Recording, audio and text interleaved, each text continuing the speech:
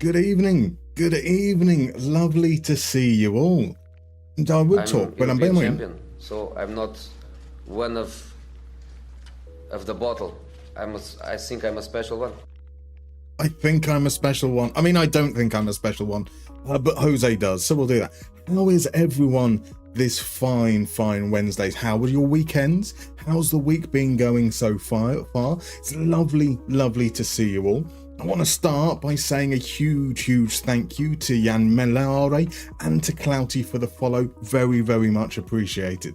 Let's say a proper hello, because we've got some beautiful people in already this evening. We've got the glorious, the wonderful Blue Lions, who is currently just 3 hours away from a Conference League final where he hopes his ragtag bunch of Chelsea misfits will secure a trophy, having just secured Champions League football in the league. I'm not bitter. I mean, the referee shouldn't have blown the whistle. But it's happened, and it's all water under the bridge. And Thomas Bramall, if I ever see you, I can't even pretend to be aggressive. I'll be honest. I mean, I was going to say something really mean, but no. I mean, if I genuinely bumped into the referee from the Man United Aston Villa game last weekend, if I genuinely bumped into him, I would probably say some very nice things to him. I would probably say, I hope that you're doing okay. I hope that you're getting support after a lot of public pressure has been put on you in the coming days. And that I understand that people make mistakes. And he would probably say something along the lines of, who the fuck are you? I'm just trying to do my shopping. This is a very weird way of saying hello to everyone. So hello, Blue Lions. Welcome in, Zerachel and Wilco as well. Lovely to see you, gents. It's really nice. I hope you're doing very well. We've got Panjay in as well. Panjay is trying to butter up his old man to get a new laptop approved. So fingers crossed for you, my dude. Fingers crossed. We've got FMGNG and RJ in. It's lovely to see you both. I hope you're doing well. And now, there we go. There's where it starts to tickle a little bit. We've also got the glorious Thando in. Welcome in, Thando. How are you doing, sir? Lovely to see you. So RJ is in. What the fuck is that goalkeeper you found? Kevin Meir is an absolute star. Now, so about half an hour ago, the most recent Moneyball Clinic was released, which is our season 4 with Everton, trying to fight. We qualified for Europe last season. We're trying to push on into those upper echelons, and it did involve us having to change our goalkeeper. Our goalkeeper's done absolutely fantastic for us over the last 3 years, but we stumbled across Kevin Meir, who'd spent 1 season over at Rennes, and quite possibly the greatest goalkeeper I've had in FM24. Absolutely sensational. Look at the shameless merch, indeed. Where is the sponsor? I mean, sponsored by myself is a little bit weird. Can I mean, I will quite happily pop a sponsored by myself tag on in future streams. So Jamalaro, I didn't know you streamed here on Twitch. Great fan of your content. Greetings from Brazil. Greetings, my dude. I mean, it must be early afternoon for you. I'm guessing, is it around midday? Welcome in. Lovely to see you. We do indeed stream on Twitch and YouTube. Generally, we aim for three days a week. Mondays, Wednesdays, and Fridays. But my schedule tends to have to move around my questionable health. Lord Louis in as well. Welcome in, my dude. Missed the last couple of streams, but thankful you're catching one again. It's lovely to have you in. More importantly, you're still on the scoreboard. You haven't been knocked off the all-time leaders list, and there's about to be a chance to get some more points as well, because RJ has redeemed a mystery mini game. So let's head on over there. Then we'll head into the save, and I'll catch you up on whereabouts we are currently. So here we go. We're going to play a round of Guess the Player. For those that are new into the stream, haven't been here before, let me explain how it works. Ignore that picture. That is just there as a placeholder. In a few moments, you're going to see 4 pictures from a player's profile in FM24, one after the other. You're going to see the positions that they play, you're going to see their attributes and traits, you're going to see their coach report, and then you're going to see the clubs that they've played for. Your job, nice and simple, is to guess who the player is. The earlier you guess, the more points you get. The more points you get, the higher up that lovely leaderboard that is occasionally, just underneath me right that moment. Now, one thing to be aware of, it is an FM24. It's at the beginning of FM24, using the default database. So if you've got a player like Joshua Zirkzee, for example, they're going to be at Bologna, not Man United. Just something to be mindful of. Let's head on over into the first clue, and we have got ourselves a right-footed wide playmaker that plays as an ML but can play elsewhere as well. And whilst we're doing that, let's say hello properly to everyone else. We'll start, in fact, actually by banning that lovely little bot. Thank you very much for the offer of bots, but I'm all good there. So RJ had to Google him. He does play for Cruz Azul in real life. Cracking player. Welcome in, Draw. How you doing, my dude? Welcome in, Sackett as well. From India and from South Africa. A really, really international crowd in. That's lovely to see. Lovely to see. So it's 1 p.m. 1 p.m. in Brazil. Fair enough. So it's about 4 hours difference between us. What got anything nice for lunch? So we've got the guesses coming in. We've got Rijkaard, we've got Martinez, Luis, Wirtz, Cucurella, Tony. Fabulous, fabulous choices. We haven't got any of them right, I'm afraid, so far. Welcome in, Thibaut. How you doing, my dude? Moneyball Clinic was once again brilliant. Glad you enjoyed it. I'm sorry there's been a bit of a wait, but I hope it was worth it. You can't be on stream tonight. Hope everyone is good and wish you a good stream. No worries at all. Have a lovely, lovely evening, my dude. So could it be Mudryk or Cole Palmer or Damsgaard or Willian? Could it be Trossard? They are all very, very fine guesses. It is none of those, I'm afraid. It's not McGinn either. Let's move on to the next clue and see if that helps us at all. Nick is in. Welcome in, Nick Roy says, how you doing, my dude? Lovely to see you. I love the guess of Golovin. Golovin would be a very, very fine guess. It's not Alexander Golovin, but I'm glad that he's come up. That's not an immediate guess that people would make, so I really, really like that one. FMGNG, I missed your guest of Ezal Zuli. I don't even know who Ezal Zuli is, but I really like saying his name. That's a lovely name. So we've got a guess for Goncalves, a fine guess. We've got Enzo Lafi as well. RJ has no idea who this could be. Could it be Bernardo Silva or Angel Di Maria or Alvaro Garcia? So this is a player that doesn't score and doesn't move. I mean, I have a feeling that RJ might know who this is, which doesn't really help that much because, well, actually, no, it does, because RJ knows about 20 players, I think. So it's just one of the 20 players that RJ knows. Could it be DeMarco? It's not. Welcome in, Hungdamin. Lovely to see you, my dude. So it's Pineda, Jack Harrison, Isco, Yamal, Almasi, and Anthony are all fine guesses. None of them, I'm afraid, are correct. Let's move on to the very next clue. We have here an important player who can still improve, who's a good Jupiler Pro level player. Interesting. So could it be Salamakers? Unfortunately, obviously, some of these guesses will have come in before we moved over, so it can't now be Garnacho. It can't be Tyreek George either, I'm afraid. So now we're going for Jupiler Pro players. This is going to be tricky. So could it be Christos Cholis? A fabulous guess from Vikis there. I love that. Unfortunately, it's not right, but that's a lovely, lovely guess. Could it be Stroikens or Goebbels or Barr? Again, some absolutely wonderful guesses coming in.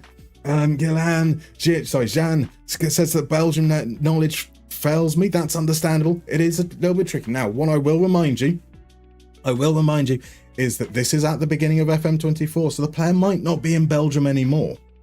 And maybe it's someone that could be a little bit more broadly known potentially.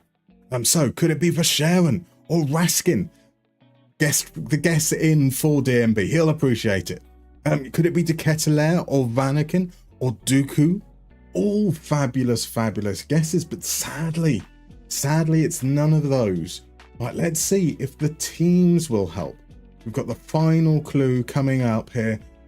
Or are we going to go to the final clue? Well, we are definitely going to go to the final clue, but we do have two more guesses in, and one of them is correct. Is it Bilal El Khanous? Or is it Antonio Nusa? Well, the players at Genk, well, was at Genk, is now Leicester. Blue Lions indeed. A fabulous 2 points your way. It is indeed Bilal El Khanous. Fabulous, fabulous work. So RJ doesn't know El Khanous. Fair enough. Fair enough. I mean, this is just me getting it out of the way. I've done one Belgian one, so I can now ignore Belgium for the next, 6 weeks, right? Just joking with you, just joking with you. That is absolutely fantastic work, Blue Lions. And the round of applause coming from Zerichel very, very much. Honestly, I will love it if we beat them. Love it. And you did beat them. You did beat them. Of course you know him, so I know, it's all good. Right, marvellous stuff. Right, shall we head on over to the game and let's let us know I can let you know where we are. So for those that were here on Friday evening, we played the last 2 games of the season. A home game against Empoli, where we were 1 point behind into Internazionale. Unfortunately, we won our game, they won their game too, and we stay 1 point behind in our first season. Thankfully, we weren't expected to win this league this year, and given the players at our disposal, I'm not surprised. I pretty much hate the entire squad. So to get within one point, I'm pretty pleased with that. And then we followed that up with a Champions League final against Arsenal. That was frustrating. A very, very even game. We raced out to a very early lead, and then in the second half, Arsenal pegged us back, took it to extra time where we lost to an Ethan Ranieri goal. Ethan Ranieri that we told our players to mark tight, and our midfielder just ignored him completely. But that's all right. I think we are probably a little bit ahead of where we expected to be. And now we've got to head into our transfer window. And so with our transfer window here, we've got a lot going on. We spent some time on Friday evening looking through the squad and basically deciding we want to sell everyone. There are some exceptions. So currently we've got a young goalkeeper who hasn't played for us this season, Marco Massi. He will be our backup. He's fine. Across our defence, I think that we've got Ilan Siklic, who's going to be our starting libero. He's a young lad that can't tackle, can tackle, can't head the ball, which is a little bit of a concern. Sure. But he's also on a reasonable wage. Oh, there we go. I always forget this when I swap between video. So obviously when I do a video in England, I use pounds. We're in Italy, so I'm using euros. But I keep on forgetting in between. Emiru Hasuki is likely to be our starting right centre-back. He's good in the air, but not at tackling, so we've got some balance there. And then we have, on the left, Kevin Menya, who's a player we spent crazy money on in January, who's good at both tackling and heading. So we've got our defence sorted out. That's absolutely fine. Basically, everyone else... Oh, no, that's not true. We've got Armano Balieri, and we've got... where is our other one? Tommaso Profundi here. So there are our right wing-back. We're sorted on that side. Everyone else can go. They're on crazy money. I mean, if we look at someone like Ruggieri, he's on 325,000 euros a week. I think it's the same amount for Malik Thior as well. Pardon me. 300,000 euros a week. Massive, crazy wages that we can't handle. We can't handle at all. So, RJ, you're quite confused with the positions for El Khanous. I mean, that's fair. He did seem to be able to play quite a lot. I mean, I don't think I'd ever play him as a defensive midfielder. But he does seem like... That midfield line, attacking midfield line, they're all kind of the same thing, right? Right, so Panji, you want to name a player Hale End. Cool, marvellous. Okay, so let's go and bottle air. I'm gonna see. Is that what? Sorry, just want to check that. I might have misunderstood there, Panji. Are you wanting to rename a player Hale End, or was Hale End a reference to something else earlier? And bottle air, I'm not sure I follow. So Sackett, probably off topic, and you get this suggestion all the time. I'd love to see a Moneyball Bilbao save. So I'm NutraStream. No, absolutely no problems. I'll be very, very honest with you. Like I love the suggestion. I will consider it and add it to my list. But I also probably have a backlog right now of far more videos than I will ever ever be able to create. So it will, I will consider it. I can't make any promises. I don't like to lead people on and make them feel like something might be forthcoming in the near future when I can't commit to that. Right, okay, yes, I did show this off a little bit on Friday. So I've just been playing around. Draft mode allows you to have these player cards. So we've worked on some stuff here. It has problems, and so it's not something that's released publicly. Most notably, you'll see that we don't have any other views here. If I was to go to another team like Fiorentina, I cannot see any players whatsoever. So it's not something that's going to be publicly released. I was just playing around with some ideas, and it's quite cool. I just haven't got around to changing it back in any way at all. So are we going for budget signings? Yes. Okay, before we go on that, our transfer budget is €0. We do have 400,000 euros per week spare in wages, and anything we raise from sales, we will be spending. So we're not going to be trying to sign loads and loads of players for like £1 million and having rubbish players. But we are going to try and be relatively frugal with our spending. We're currently 153 million euros in the red. In terms of our debts, we have a net debt of 141 million euros. We are making some money from transfers over the long term, but not enough to offset it. Obviously, commercially, Champions League, we're not in a position that we've got to be worried about. But like, look at those crazy wages we're talking about, those 325. We just need to get things under control and start getting some good players that suit what we do. Hopefully we find a GOAT 35-year-old striker. That's the hope. That is the hope. So Panji, you don't know what you should nickname it. No worries. I mean, yeah. We can go with Hale End. We can go with Bottle Air if you want. I mean, my suggestion would be that we would take the next player up on here that's playing quite a bit or likely to play quite a bit. So I would go. Is Siklic homegrown as well? I don't think he is. He's not. Let's see if we can pick up on a homegrown player as well. Just be nice in terms of their long term. So why don't we do it with Marco Massi? I'm pretty certain Marco Massi. Yeah, those were loan spells. That's absolutely fine. So let's go with it. And if you want to change it from Hale End, no worries at all. That way, at least we've got it in, and I know which player we're going to look to change as well. So yeah, Clouty, unfortunately, yeah, it's not available, I'm afraid. Abir Hassan, is there a stats matrix you follow, like 80% header win rate and tackle win rate for a top division team for every position? No, Abir, I will base it on my squad, and some of it is learnt. You know, generally speaking, I would want around 70% header win rate, 80% tackle win rate, and maybe that would slide a little bit. So if I can find a player with 78% tackle win rate and 72%, you know, I might consider it, but it's very, very loose. It's about seeing what I've got and then being able to react and looking for better rather than that. So Lee Grant is the new Huddersfield manager. That seems a little bit out of left field. So how about the Sweet Zucchini? We could call them Sweet Zucchini. Holy debt indeed. It's I mean, that's the Italian way, isn't it though, right? Like every team is in debt. Every team is in debt for sure. And so yeah, Abit, are there corresponding stats for other positions? No, because what's going to happen in your game world should dictate it, essentially. It's not the statistics! It's not the statistics! You tell me, how do you measure somebody that could balance a balloon in a wind tunnel on a needle? Oh, Sherbs, you gentlemen, how are you doing? That's 3 months. And with the Prime, you only get one of them. I really, really do appreciate it, my dude. It's not the statistics! It's not the statistics! You tell me, how do you measure somebody that could balance a balloon in a wind tunnel on a needle?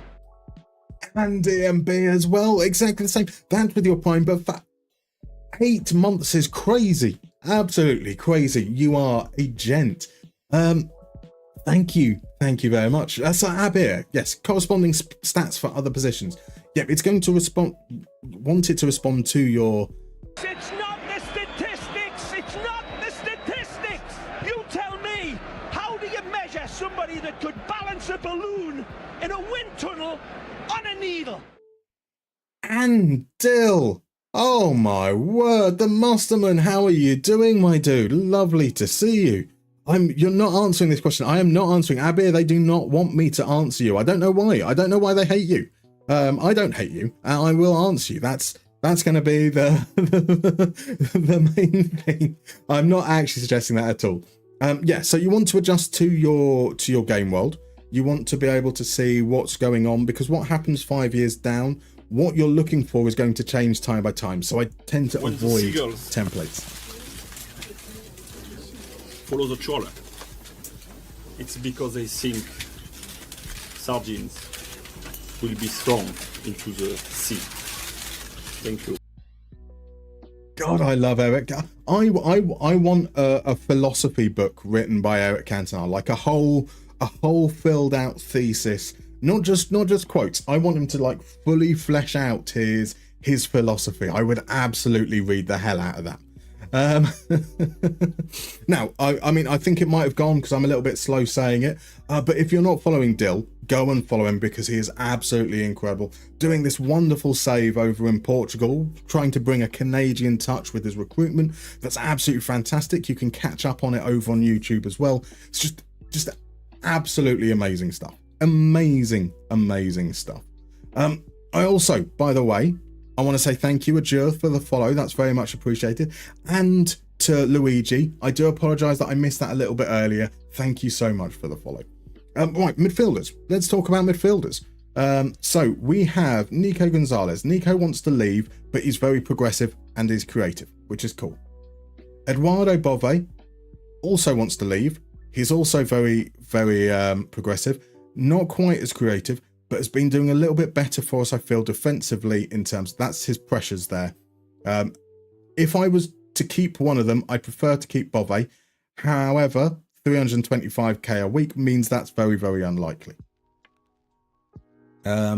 We've been playing with a double pivot, so we've got Eamon Kari, who, as a more attacking player, that's his expected assists, those are his goals, those are his dribbles. Like, he's somebody that I think we could still make a lot of use out of. He's on about 140, around 40. I mean, 140 is like 40k compared to all the other wages we've got here. So I do apologise. Dill, how have I been? I've been okay. The throat has been questionable, but we're getting there. How are you anyway, my man? How are you, sir? Damn these streaks, though. The streaks are amazing. I'm not allowed to answer more. He's not allowed to answer more subs. Exactly. It's just all subs. Cool. Abir, understood. Thanks. That's brilliant, man. As I say, I apologize. It took a little while there. So yeah, like Kari, I think's been okay. We had been playing Beraldo in midfield.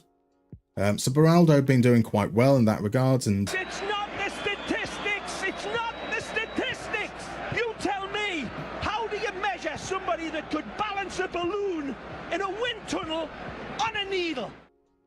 on a goddamn needle out, Farby. That's been subscribed for 8 months as well. You are an absolute star. Lovely to see you, my dude. Yeah, so we were playing Beraldo in midfield. Again, he's on crazy money. I would like someone to fill that role. We've got Jens Kajuste arriving on a free transfer. Could potentially be that player. So we'll kind of see how we do there. And then we were playing with three up top. So that was Rafael Leao playing as like a trequartista or a false nine. And he's been really creative, which is great. Fatawu played as like an advanced forward. That, by the way, that is goals. Fatawu has been shite. Paolo Benato has been playing as a kind of like a false nine trequartista type. Not as dribbly, but he is getting more on the ball. So he's dropping deep. He's progressing the ball there.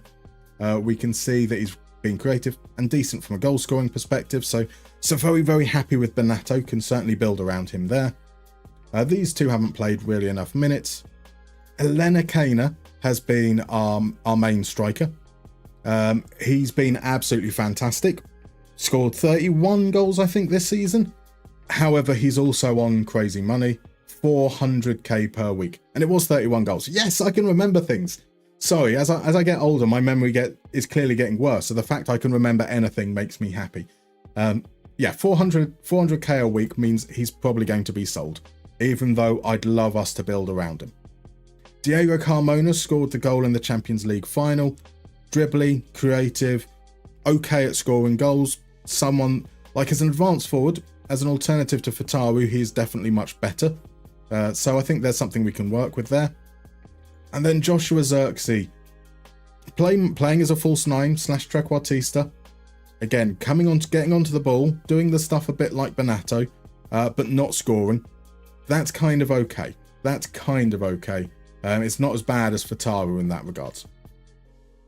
So if we look at the tactic we used a lot towards the end of the season, we want a false 9 up front, so they don't necessarily need to be a goal scorer. So I can see that being Zirkzee going forwards. Why am I doing it this way? This is what we did the other day. So we've got, that would be Zirkzee going forwards. If Leao's probably going to be sold, so I mean Benato off the left as a trequartista. We're probably going to sell Fatawu, so we need 2 players here. Potentially put Carmona out there, even though he's right-footed. In midfield here, so as we say, we've got Bove, which I prefer. We've got Kari, kind of okay there. We've got Jens Kajuste, Beraldo and Nico we expect to be sold. Ruggieri and Hernandez we expect to be sold. Let's take these guys out as well. So we kind of okay defensively. Could do with another player who could play at left back, left centre back. Caprile is a player I'd be happy to replace as well. So he's had some pretty bad games. So we've got a lot of needs. And that's what we're going to be doing today. We're just going to be scouting. A lot of scouting. We might press continue at some point. I hope. So Malice, is the view available on the skin normally? No, it's not, I'm afraid.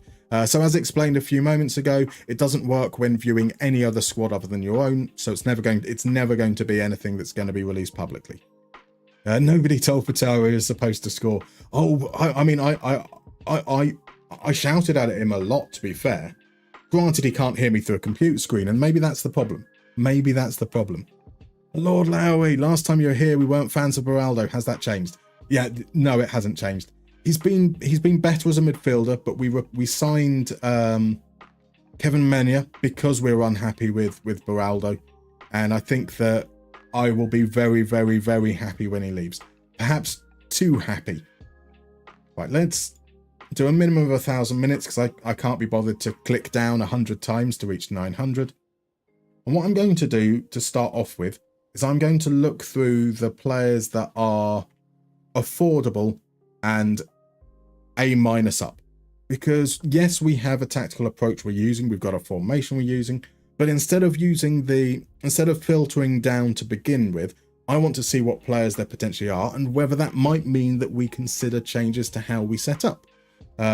Otherwise, you know, we might say, hey, I'm covered in this position, or we find someone who's really, really good at say, really, really creative, but they know absolutely, they don't do the thing that I was looking for specifically for the formation.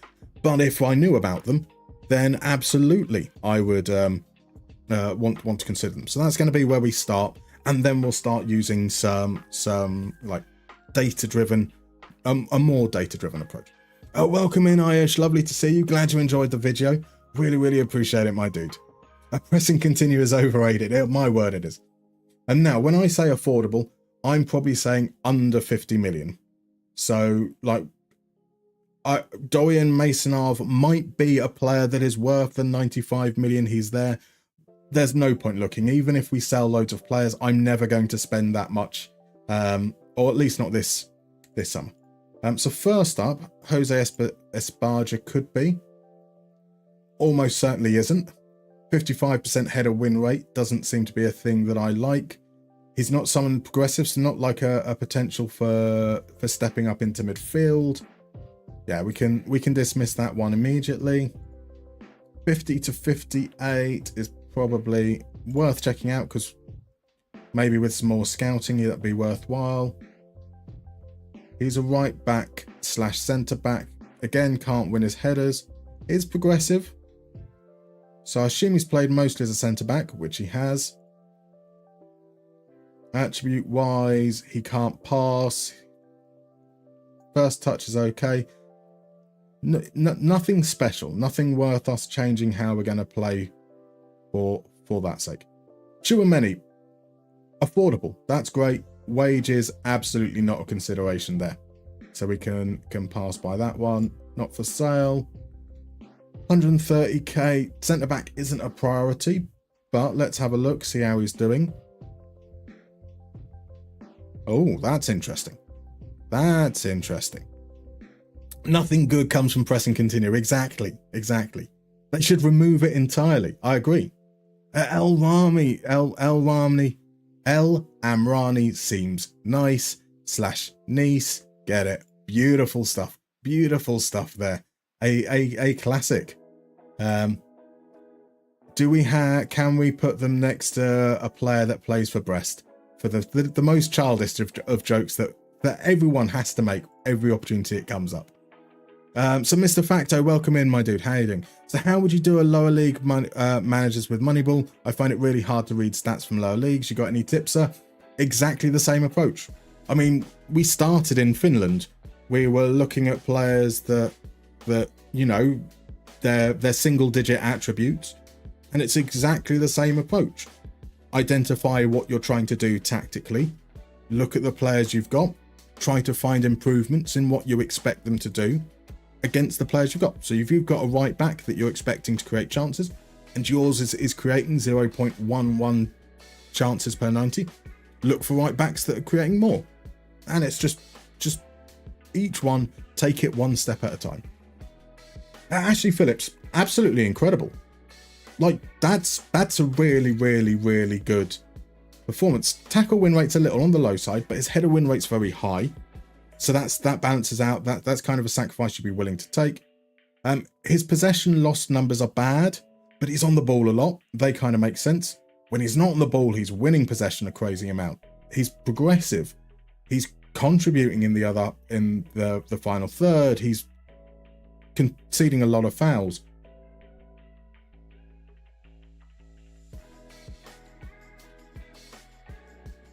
He's a player I think might be worth keeping an eye on.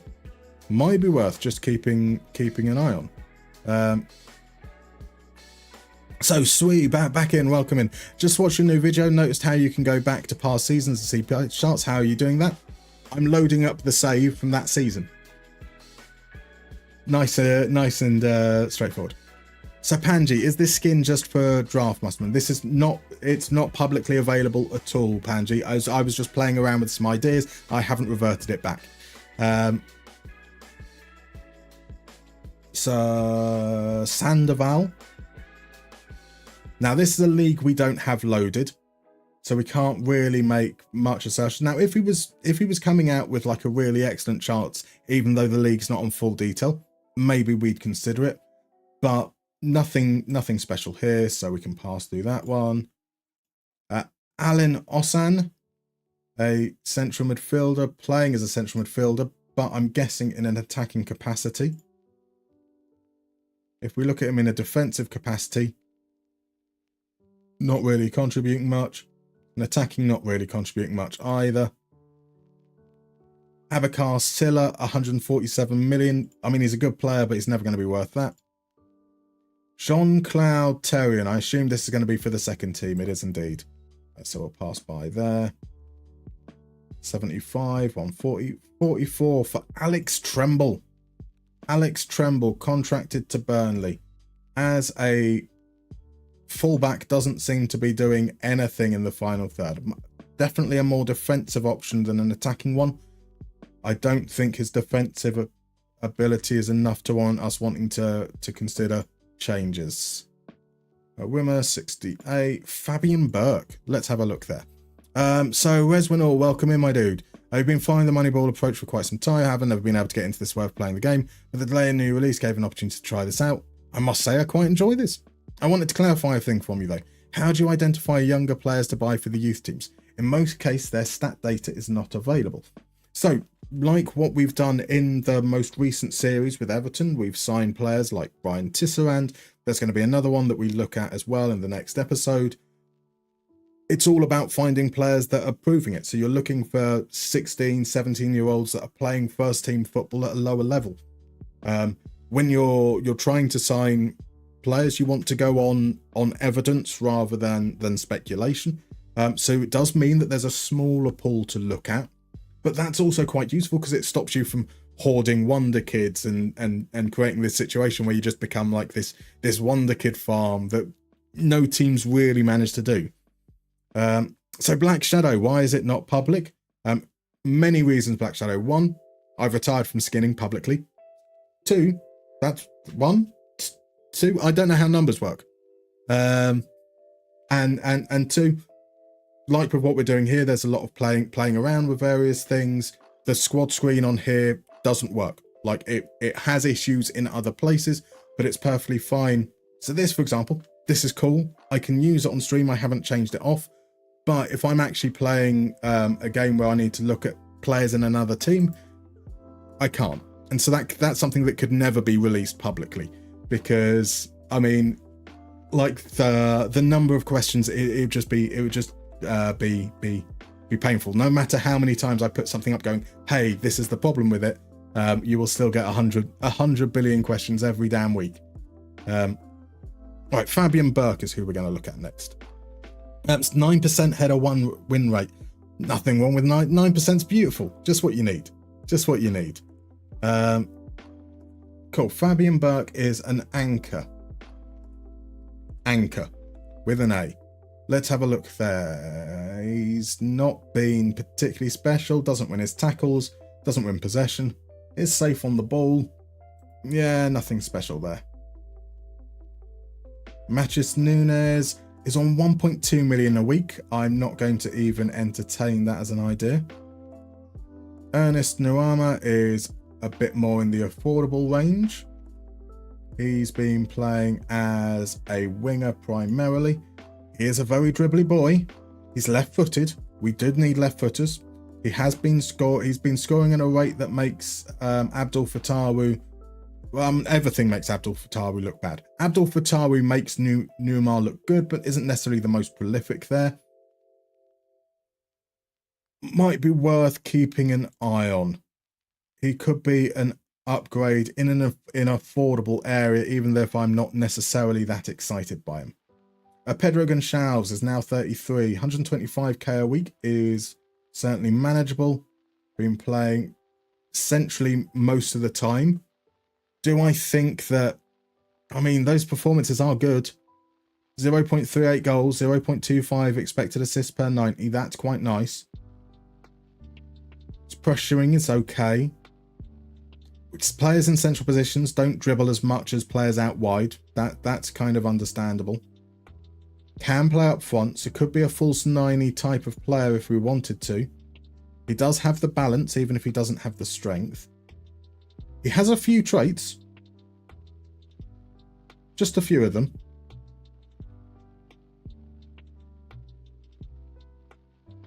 I don't mind the look of him there. I don't mind the look of him. So Lord Lurie once had a scout recommend Ko Itakura, who was in Saudi at the time, valued at £6 million or whatever budget, but requesting 800k. It's crazy, isn't it? That's the real issue with Saudi Arabia is that they attract the players, and then it means that even if they want to sell them, trying to get them back over is so difficult, because, you know, if you were earning 800k a week, would you want to leave for just 100k? I get it. As frustrating as it is. Upamecano, too much. 350. Vanderson, again, both are too high. Luca Lipani. Now, Luca Lipani scored 12 goals, 4 assists. Luca Lipani.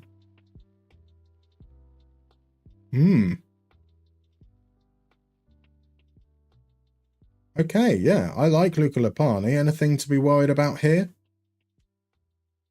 Good passing, good vision. He's getting forwards. He's creating, he's scoring, but he's playing deeper.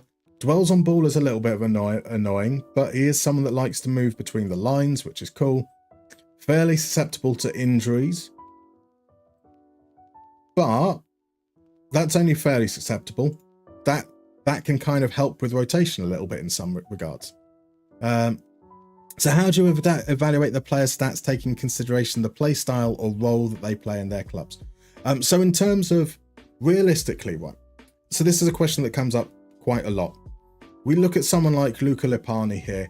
We can see that he is a player who's playing in central midfield, but he's kind of more of a defensive player than he is an attacking player, even though we can see that he's excellent in both. But we see he's a player that dribbles, that creates, that scores, that's progressive. He's not a safe player. He's not someone who's just keeping things tied over. He's someone that's looking to take risks, which is absolutely fine. And that can be a representation of the role that he's playing. He's probably being used, I would expect, as a box-to-box midfielder or something along those lines. Just as a plain central midfielder, sometimes an advanced playmaker. If I'm looking for a player, I want to see what they're doing. So he might have attributes that means that he can play in other roles and do other things, but I'm not really interested in that type of player. I'm looking for someone that fits the style that I'm playing for. So yes, their stats are going to be representative of the role they're used in, but that's kind of the point. I want players that perform those roles and do it bloody well. So I hope that kind of explains it. Lipani, homegrown to in Italy. Exactly, Adam. Exactly. Yeah, that could be a really, really interesting player there.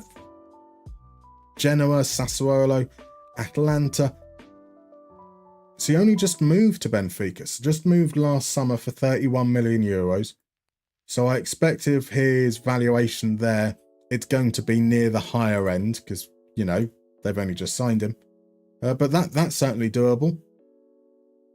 Rodrigo is on the cusp at 52 million there. He has been playing as a midfielder centre, sometimes in a more attacking capacity as well. So we look at it, good goal scoring efforts, well, around what's expected, but he's getting in positions, not particularly creative. Pretty decent in terms of ball security though. And we know that he's a wonder kid and that he's meant to be very, very good. We'll keep an eye on him.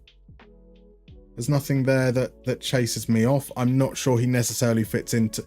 I don't think he's necessarily good enough for us to change what we're doing.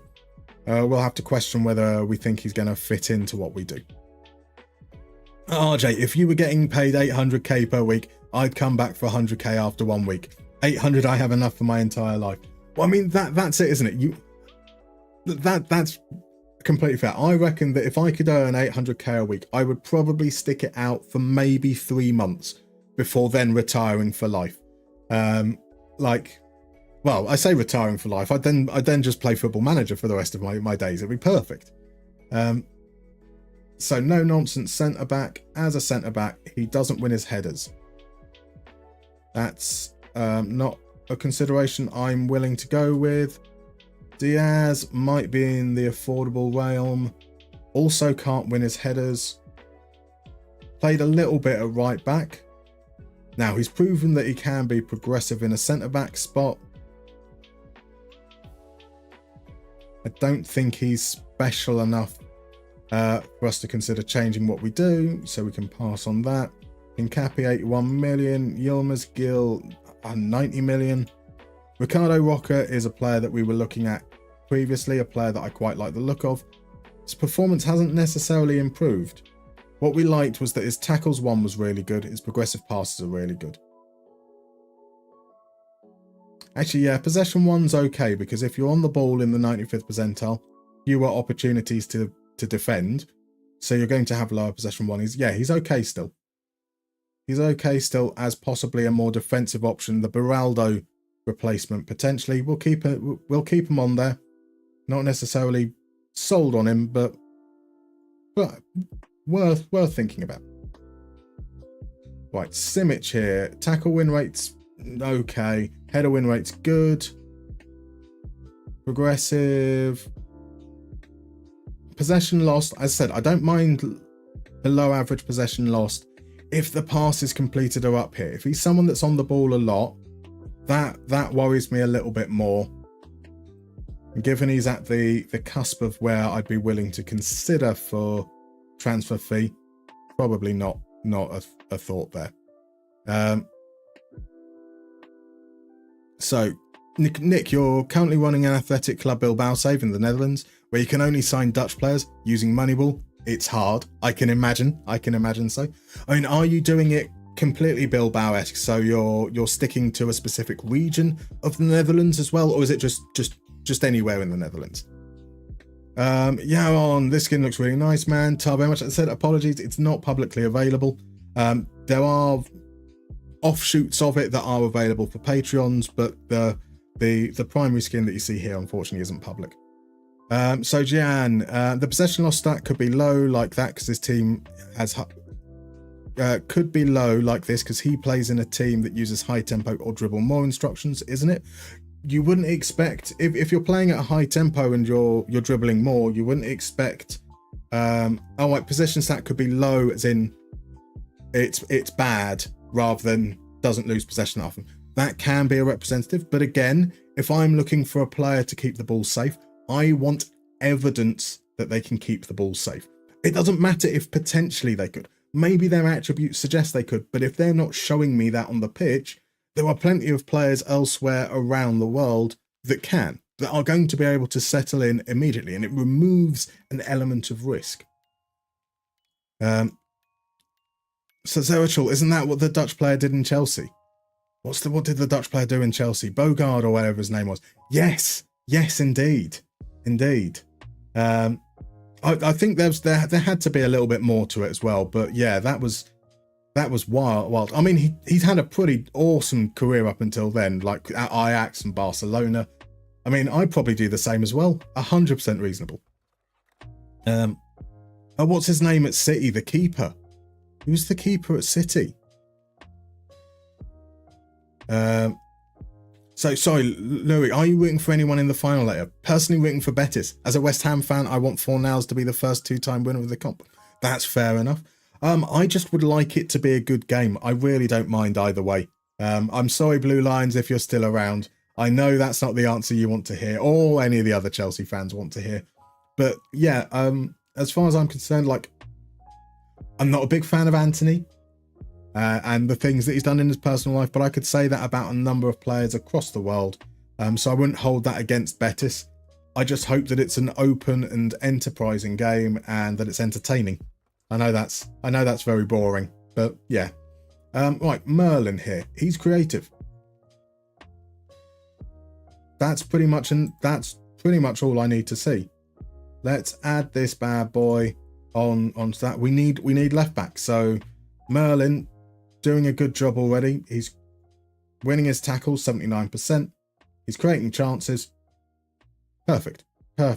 Can't ask for much more there. Right, Cole Palmer is still affordable. He's a player that I like as a false nine. He's been playing as an attacking midfielder, but when we look at him as an attacking midfielder, he's scoring, he's creating, he's dribbling, he's doing pretty much everything. He's decent enough in the air as well that he could play as a lone striker. Like Cole Palmer, continue to have a good season. He stays on our shortlist. I'm happy with that. Ruben, let's have a look there. Cool. So Nick, Netherlands isn't big enough to take a specific region. Tried that as well, but you just don't get enough players to. Understandable.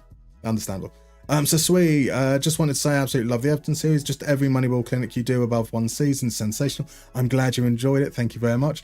And hopefully, I'm really looking forward to episode 5. The last season should hopefully be a really good one.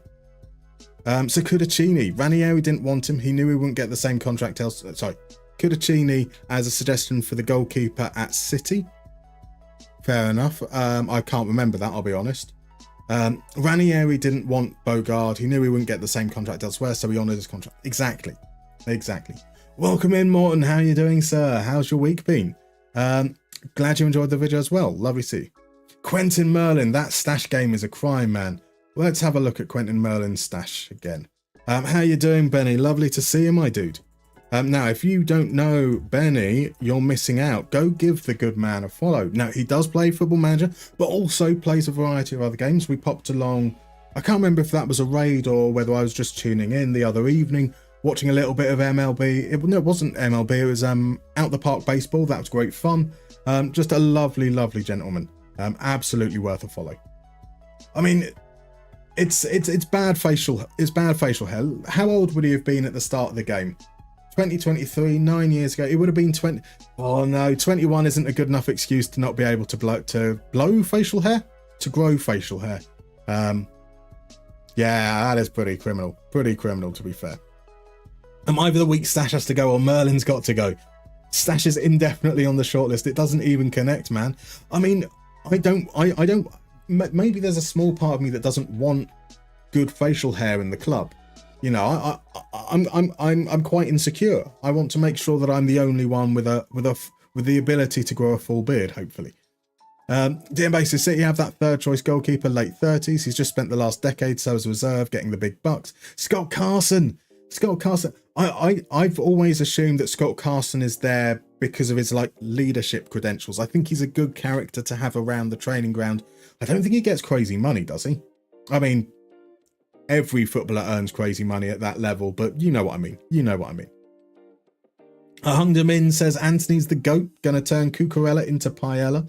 I mean, it should be an interesting matchup at least. He is in form, even if I don't like him. So this guy looks quite familiar, only missing moustache for certain terrible person in history. Which player was that, sorry? Who...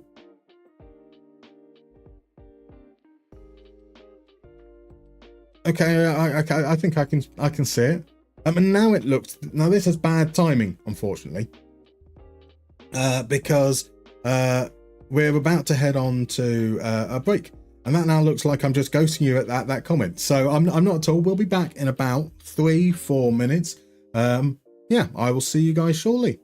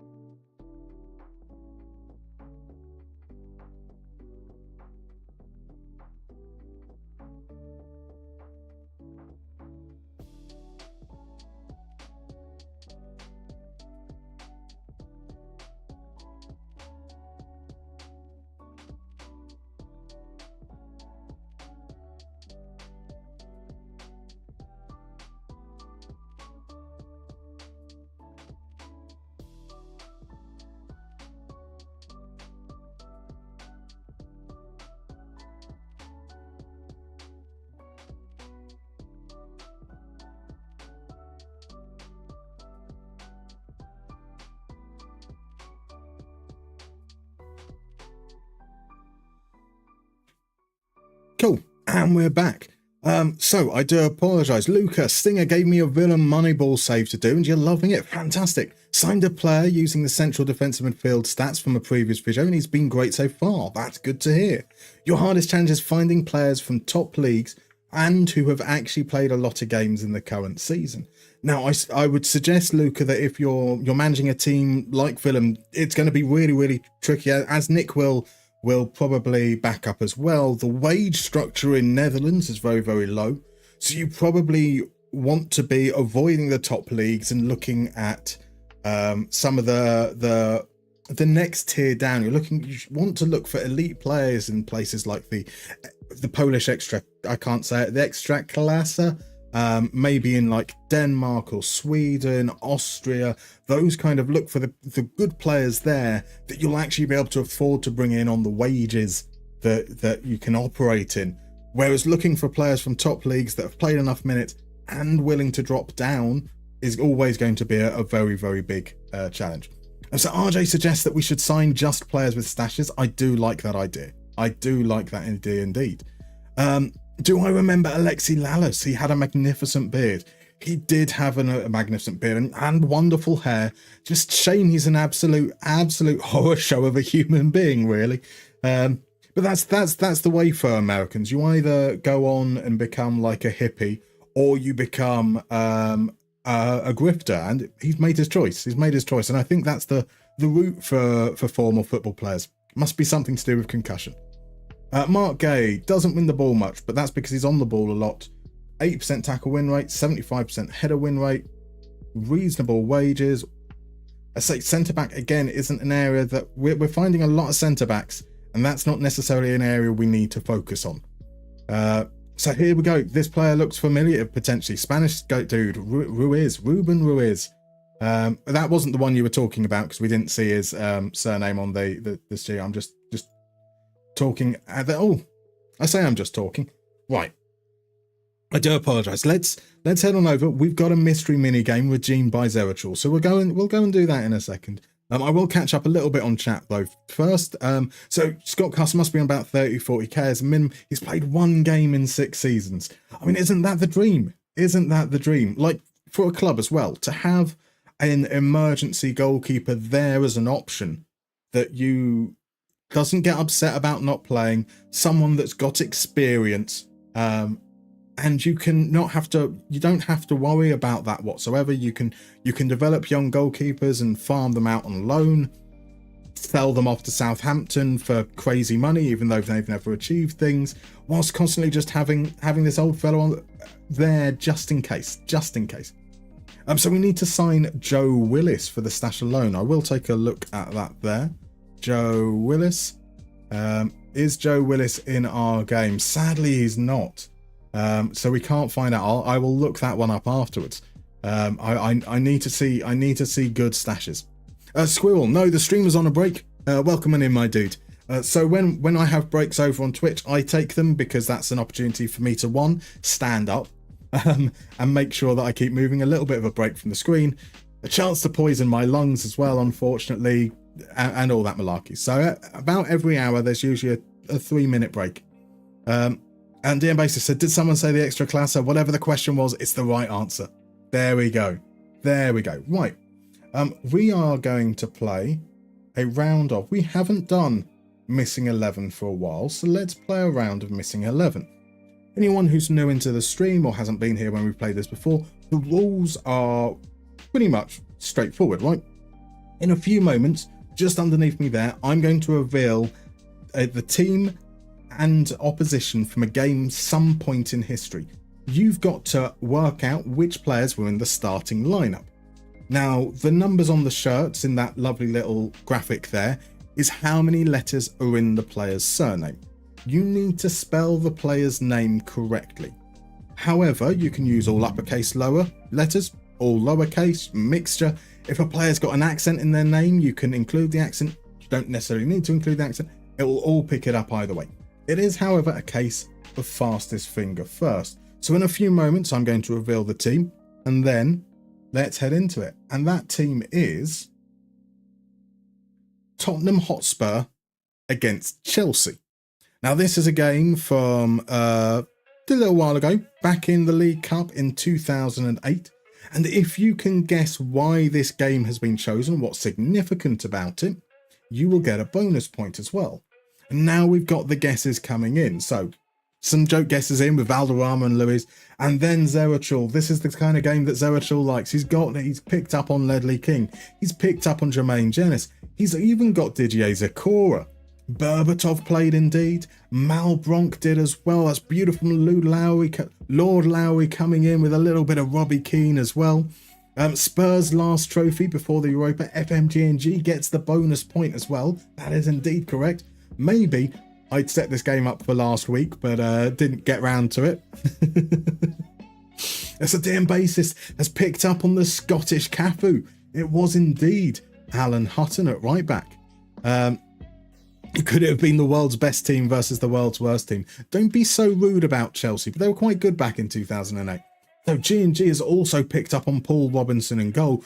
A fine guess with Aurier from It's Me. Fortunately, it's not Aurier playing. Was Lennon. Lennon was playing on the right wing. That's beautiful there. No Walker either, unfortunately.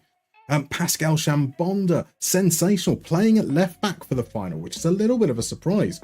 I would have thought, again, it's Mironi, exactly. I would have thought Asuikotu, something along those lines, but no, Pascal Chambonda played the final at left back. And then G&G rounds it off with a beautiful bit of Jonathan Woodgate, the man who had the greatest ever debut for Real Madrid. Cesarchel says, too bad the other one went to Real and was wank. Indeed. Fabulous. Absolutely ploughed through that one. Excellent work. Cool. And we'll head back.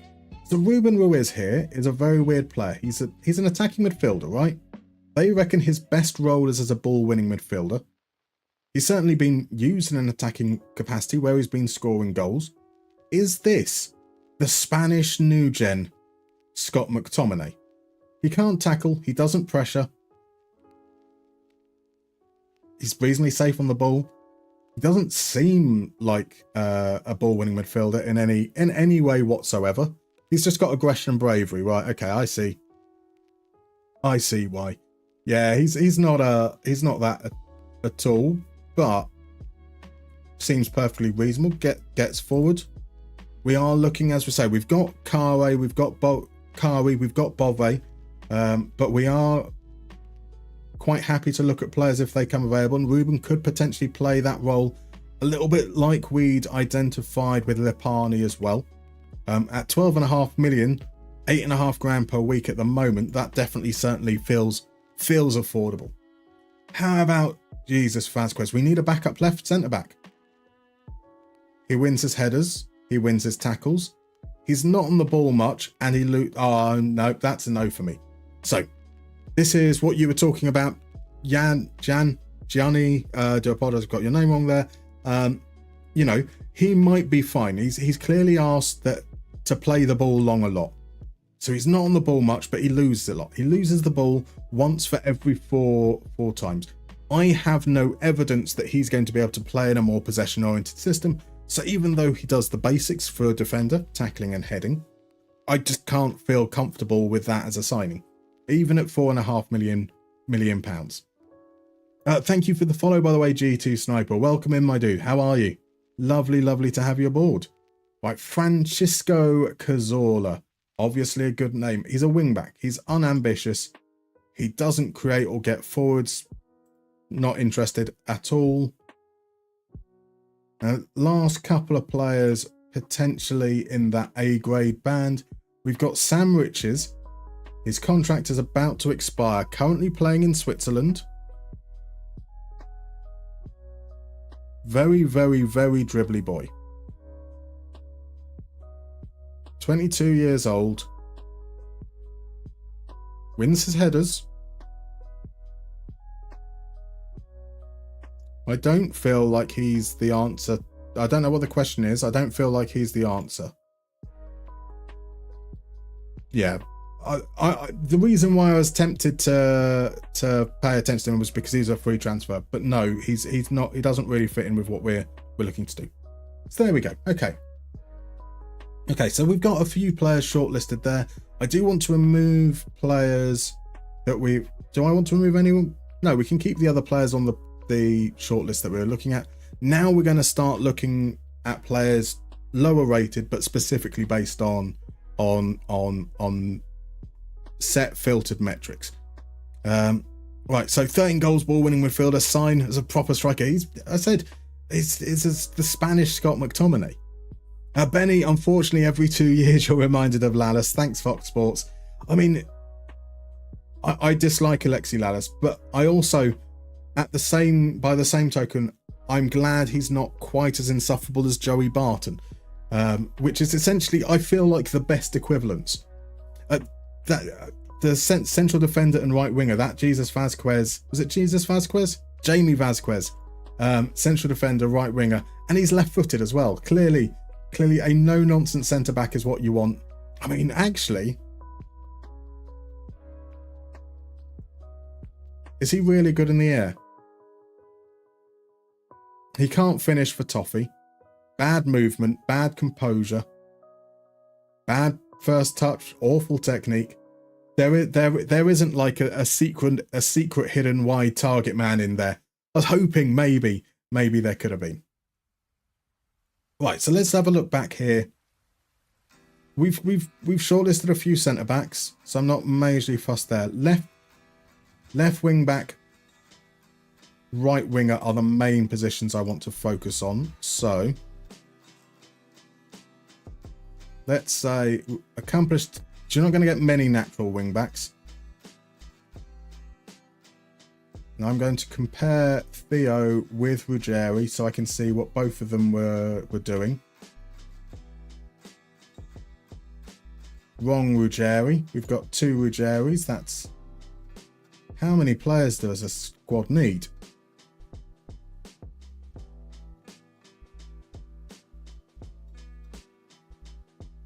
So what we can see here, both are registering really high for expected assists, 0.35, 0.42. Goals isn't the most important thing for us. In terms of dribbles, we're looking at 1.88 to 3. So I'm going to say 2 dribbles per 90, 0.3 expected assists, tackle win rate around 78%. Those are going to be the areas I key on to begin with. Now, can I remember those things that I've just said? 78%. Expected assists 0.3. And dribbles made 2.0. There is one player. That bodes well, doesn't it? Are there any that just aren't interested? Nope. So let's take a look at Thiago Araujo here. He's been playing in midfield, which is why he's doing so well in that regards, but he is winning his tackles. Cool. So a left winger is actually going to be an attacking midfielder. He's not on the ball much. He loses the ball once for every 2.5 passes, which is quite worrying. But he's also playing higher up. So we can see. So no nonsense target inside winger. The perfect role. That's... I would love, I hope that FM26 comes with a system with the new, like, you know, they'll talk about the in and out of tactics thing. I would like to have just a set of prefixes. So you have, and suffixes as well. So you could have no nonsense, you can have roaming, you can have whatever words there, pressing, and then you have like the position as well. I think you should be able to create your own no nonsense target inside winger. I think that'd be great, and have people refer to it as that. It'd be beautiful. So Araujo, I'm not averse to it, to be honest. I think there are concerns there, obviously, in terms of how much he's been on the ball, but let's keep an eye on him. I'm going to bring the expected assist down because that, I think, is the thing that... well, I'm going to move everything down a little bit. And we'll see what we've got. So we have got some other options on there. Quentin Merlin that we looked at. That's encouraging that Merlin comes up there. He is definitely on the higher end of our willing spend. But we know that he's recommended by scouts and that we think that he could be okay. Let's have a look here at Kulik talking about the extra classer. Ekstraklasa, Alexander Kuliak. Currently 23 years old. He dribbles, he creates, he tackles. He's not on the ball much and he does lose it. And again, we're looking there at about 1 in 3. That looks like it's going to be an issue we have to deal with everyone. He can't dribble, he can't cross, lacks composure, not particularly good when it comes to movement, can't tackle or mark. But he is performing well at a low level. I very strongly doubt we sign him, but we will keep an eye on him. Samuel Illing has been playing as a proper left winger, but he does tackle reasonably well.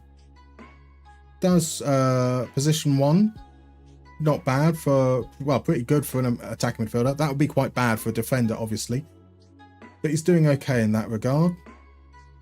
His weaknesses are defensive, vision's a little bit on the low side. He's not injury prone. Potentially around 20 million, worth keeping an eye on. And then Albert Navarro. Before we look at Albert Navarro, though, so Louis, you would like us to look up Bailey Rice. Let's see how Bailey Rice is getting on, shall we? Still at Rangers. Okay, cool. Right, so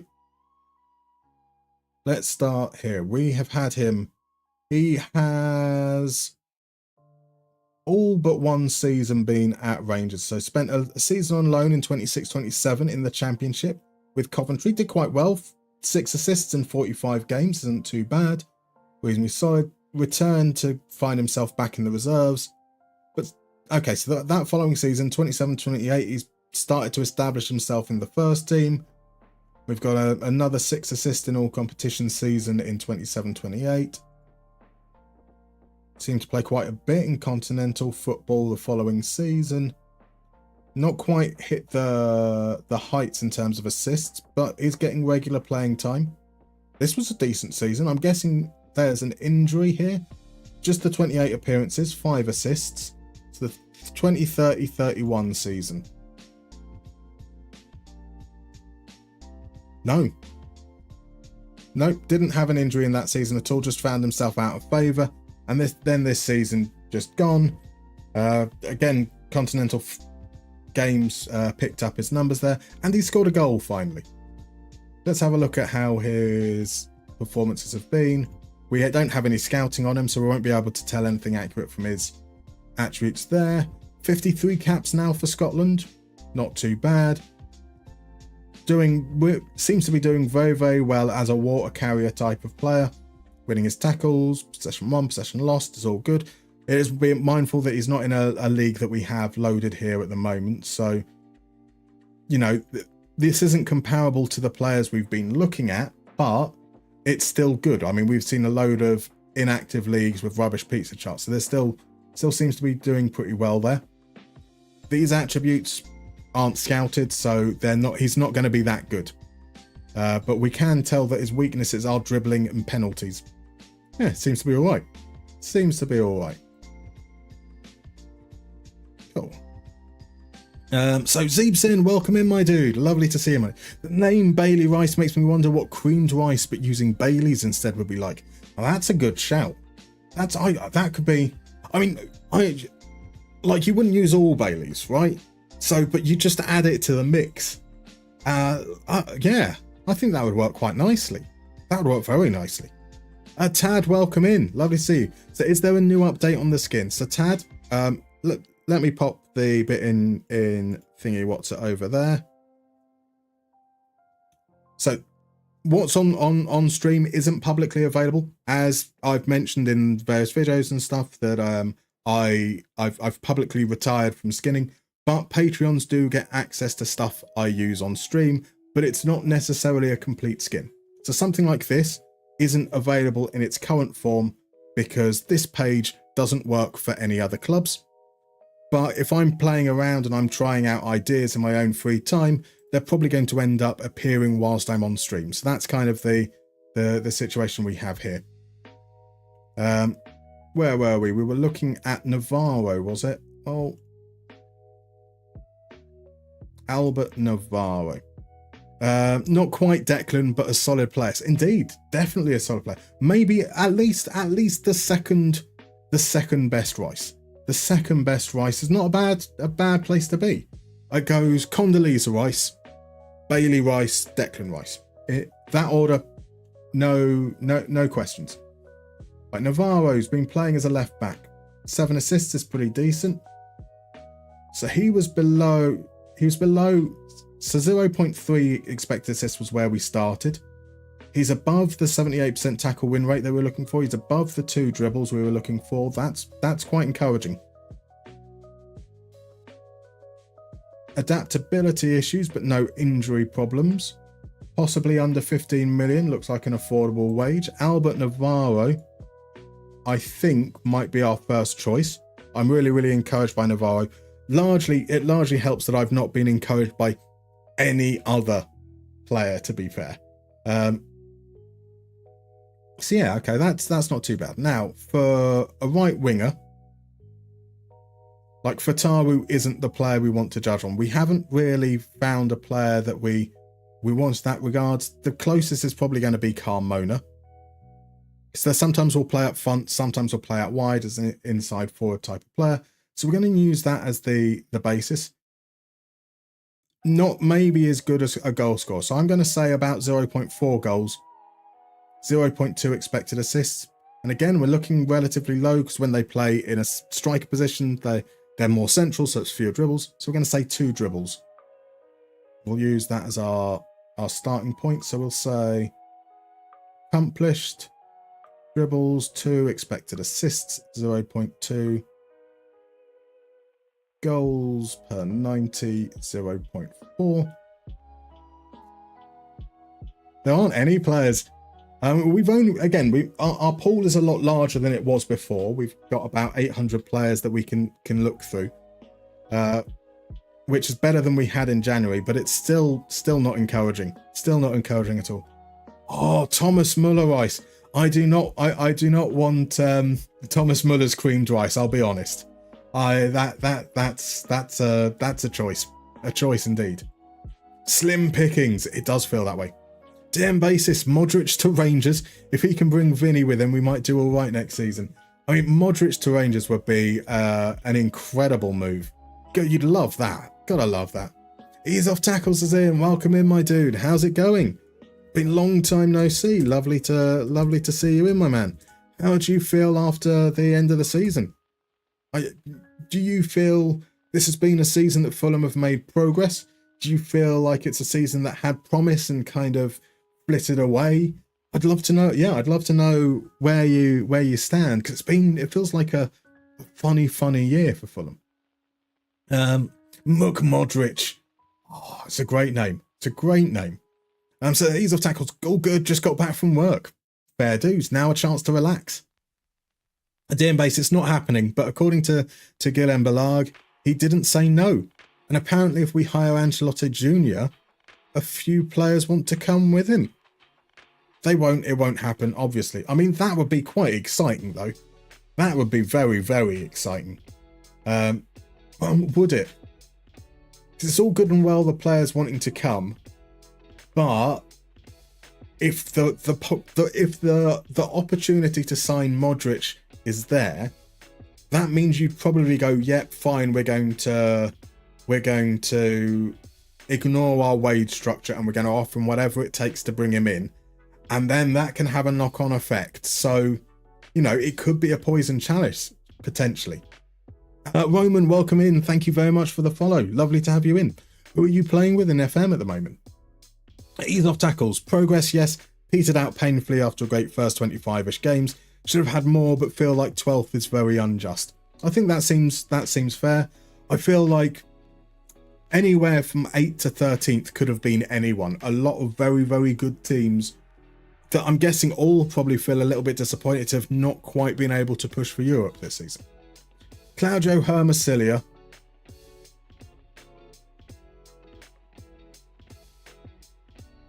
Yeah.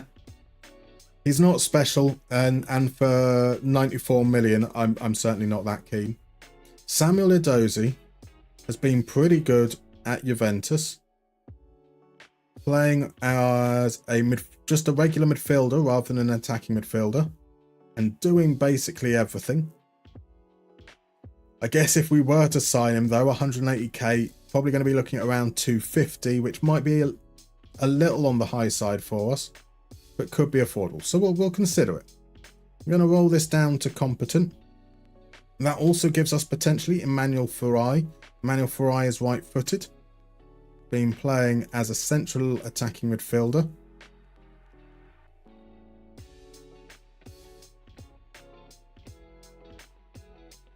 Yeah, I'm not feeling Farai.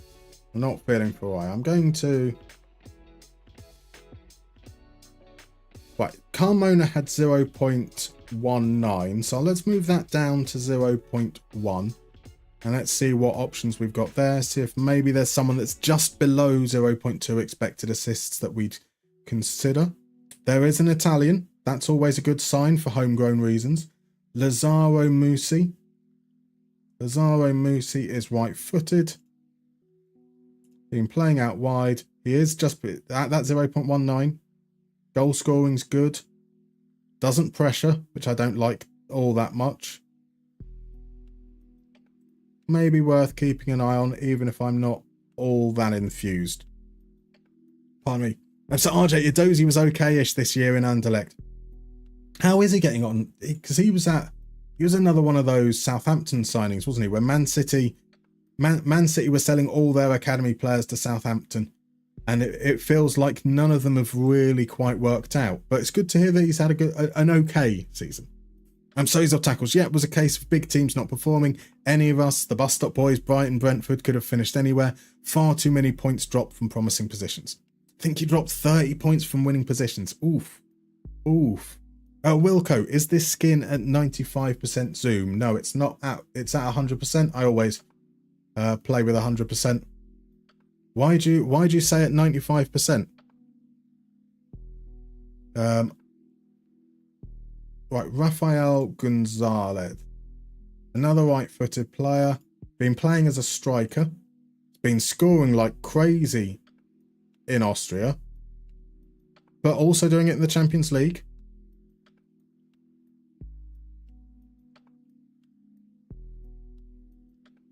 Maybe. He's very, very quick, lacks bravery, lacks balance, can't jump. Can't pass, can't cross.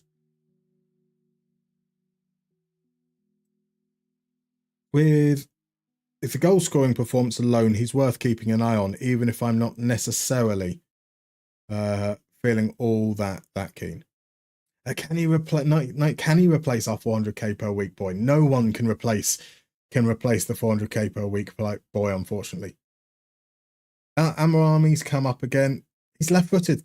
We're finally getting some left-footed players in there. Let's look over on the left-hand side, in fact, just to see. We're never spending that much money. But Anderlecht have a player here, Tony van den Drusche, another right-footed player. We don't know enough about him, I'm guessing. No extensive knowledge, just hasn't played. Apparently hasn't played in any positions, but has also played 1,000 minutes.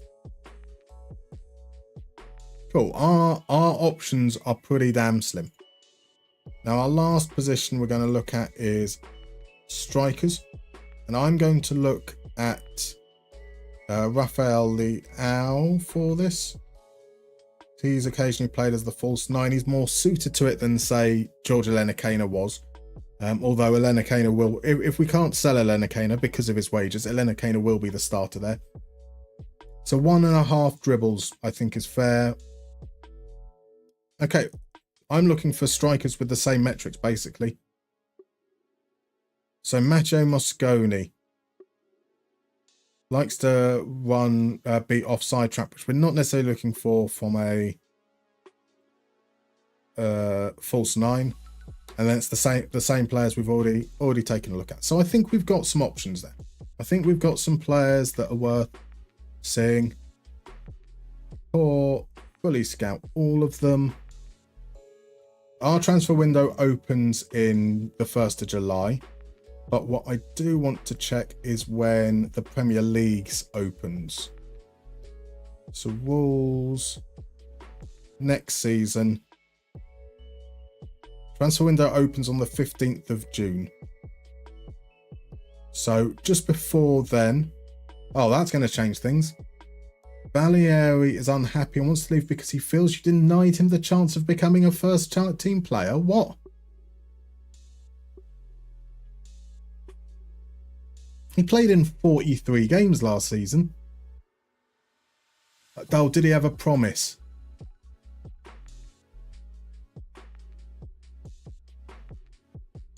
He didn't have a promise. He didn't have a target.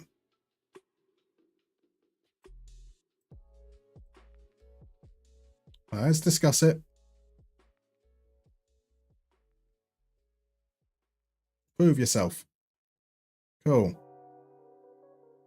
I'm prepared to, I almost clicked on that. Absolutely not. Just going to ignore you, mate. So we might need a right wing back as well, but that's not the most pressing concern. We can live with that. So Wilco, you're using Statman skin and that works best at 95. Fair enough. So, I mean, obviously the zoom levels that you want to work with are going to be based around how the skins are designed and also your own resolution.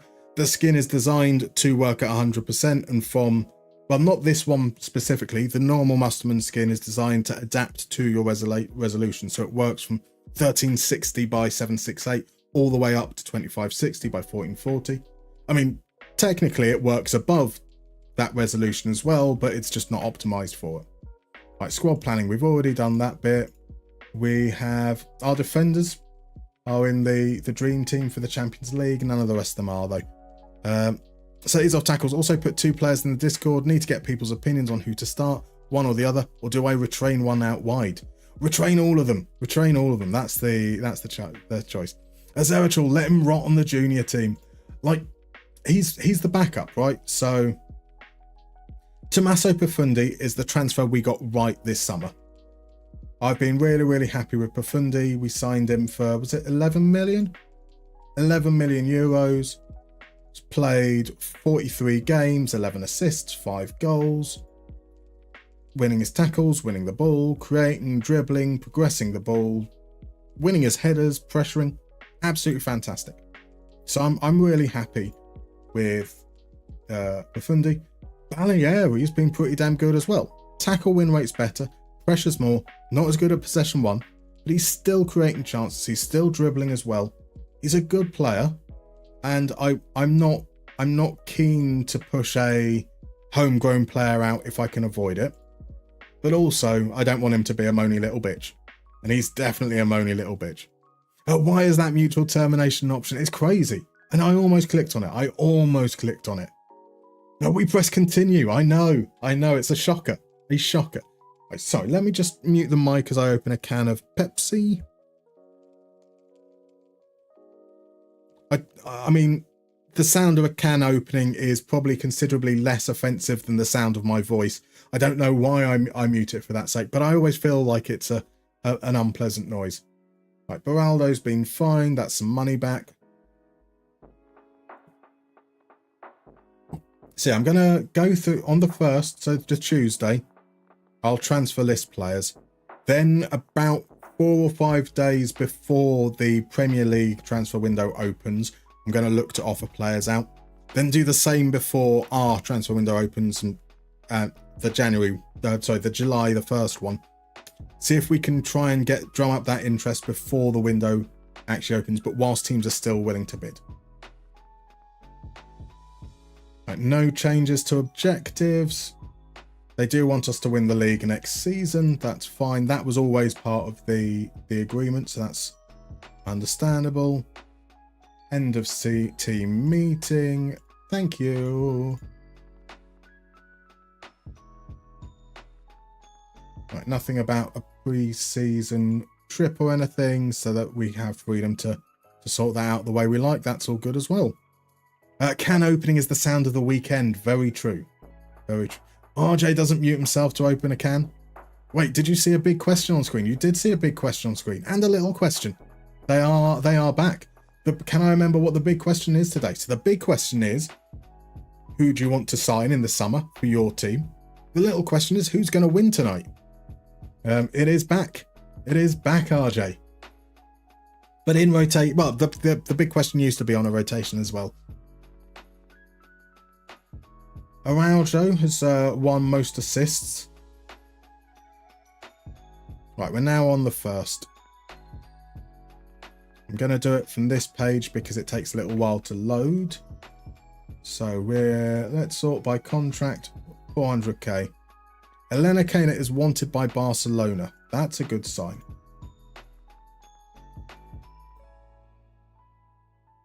I 85.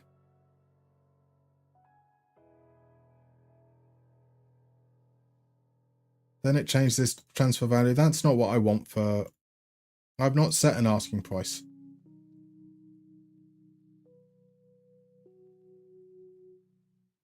We'll start that at 90. Rafael Leao is wanted in Saudi. That's encouraging. They're not saying anything about not having enough funds. 43 to 48.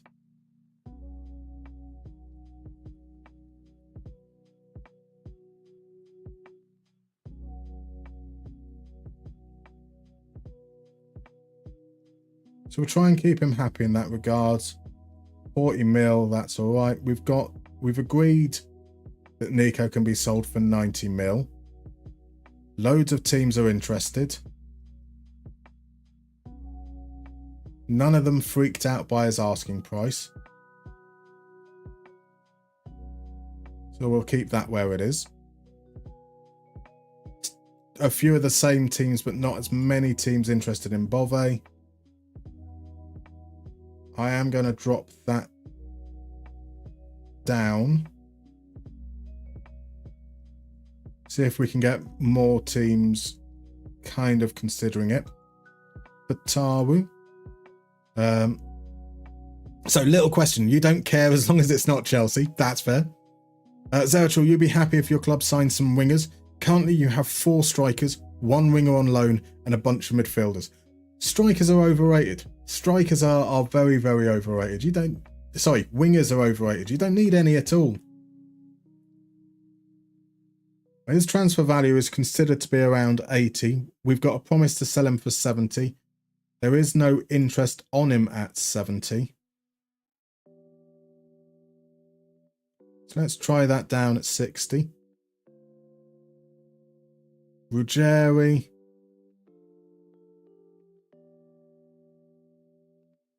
Valued at 58. Let's go in the middle. We'll go at 55. Beraldo. Right, these are ones that are saying they're lacking funds. Barcelona. When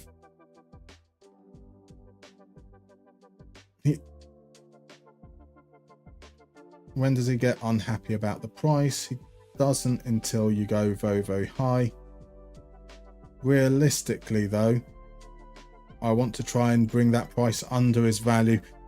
If Barcelona are interested in Elena Kena, I'd rather they buy Elena Kena because it's more money. So I don't necessarily want Barcelona being the only team interested in Beraldo if they're currently the only team interested. So does that make sense? Do you understand what I'm saying? The lower we price it, obviously Barcelona are still going to be interested, but I'll offer out Elena Kena first, try to get them to bite on that, and that will probably mean that they won't bid on Beraldo. I can't imagine they're going to spend 150 million over the transfer window. Right, Malik Thior. We've got quite a bit of interest there, so I probably want to see if we can push that up at above the value because it's Saudi. We can probably get away with pushing it a little bit there. Theo, that's the price we've agreed on, so that's fine. Caprile.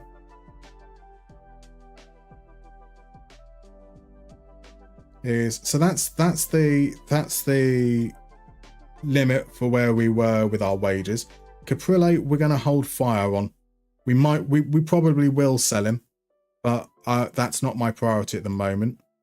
We do have players here that I want to sell, just specifically Milenkovic. He's low cost, but he's been just rubbish for us. No one's interested in him at the moment. So let's start at 7 and see if any of that drums up interest at all. Ease of Tackles wants Hayden Hackney. Wow, I mean, that's capital letters and everything. I mean, why are you... Hackney's a great player, but is there anything particular about Hackney that you want for like over any other player at all? Serachal, you play 4-3-3. You don't need wingers for a 4-3-3. I mean, Villa have been playing Scott McGinn, John McGinn out wide for the last like 3 months, and he's definitely not a winger. Dortmund want the player who's not transfer listed. Of course they do. Atletico Madrid are interested in Baleari.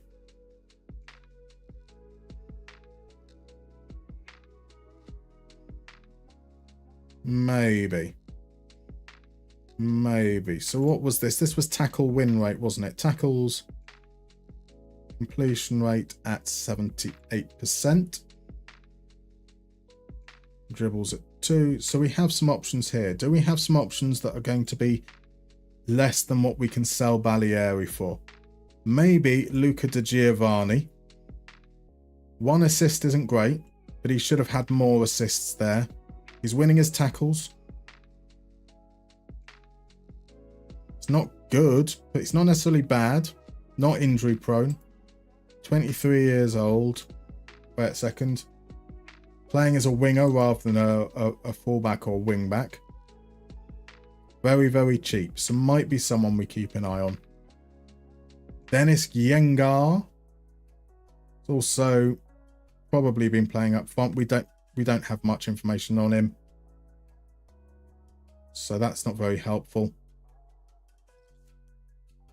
Tackle win rate, possession lost. I feel more excited by Di Giovanni. 8.6 million down here for Moreira. He is at least a defender. That's kind of better. 8 assists is good. In terms of weaknesses, heading. Not injury prone either. So let's add Moreira as well. Get them scouted.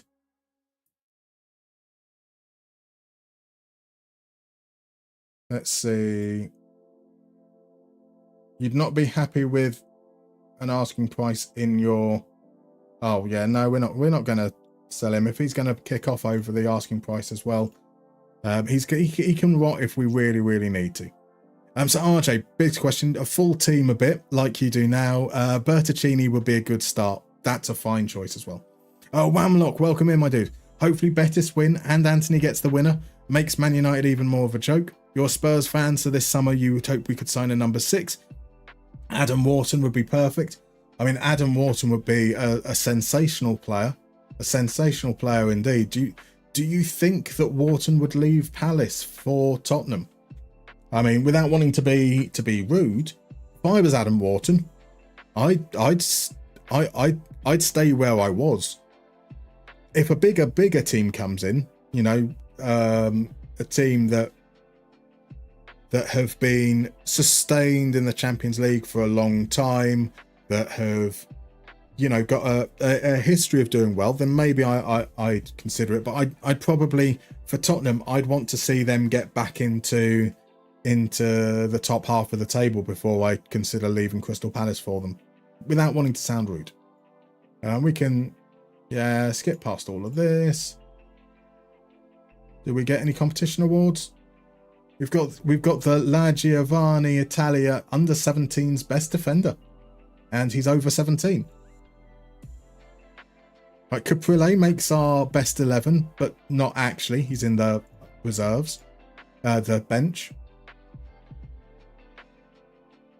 Mr. Momo Man, you tend to highball initially with transfer funds because you can get a lot more money than expected. You once got £200 million for Caicedo. If the player is mad, negotiate. I tend to, that's fair enough. I mean, really highball. Overtime, lower it though.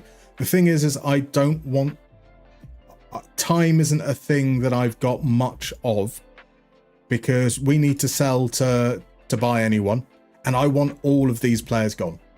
Like, I want none of this squad around, preferably by the time 1st of July comes around.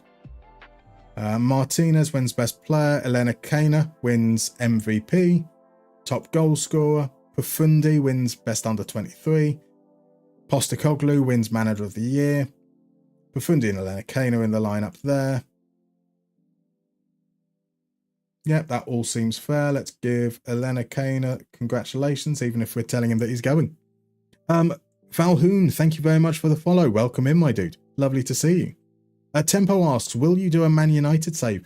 There isn't any plans for it on the horizon. One of the biggest issues I find with doing a Man United save for this playstyle that I have is that in FM, they're very, very good. They don't underperform like they have in real life over the last handful of years. And so the challenge and the excitement isn't necessarily there for me. And it's weird. I appreciate it's a weird disparity between what you see in real life and then with FM. But hopefully maybe FM26 will model that a little bit better, and there can be some interest in doing it potentially. So he's off tackles. He passes the ball forwards and can score goals from deep midfield. Either him or Hamer. I love Hamer as well. But both of them absolutely cracking players. Completely understand. Do you see? I mean, I can certainly see. Like, I feel like Hamer's a little bit more forward, like wants to get forward a lot more. Hackney, I can kind of see as that like belated replacement to João Palhinha. So I can understand it. I just love the enthusiasm for it. Zerachul, according to the Bible, FM, McGinn is now a winger. I've been told. Wamlock, I get that. We're in a weird position after such a poor league campaign, yet won a European trophy. Should be an interesting summer for sure. Indeed, are you expecting any players to leave over the summer? Are there players that you know are getting interest, or maybe have hinted that they might be looking for a new challenge?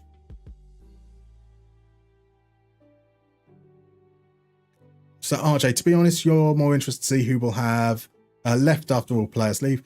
So yeah, perfect there. 15 players are going to be leaving Anderlecht. That's incredible. That's a lot of turnover.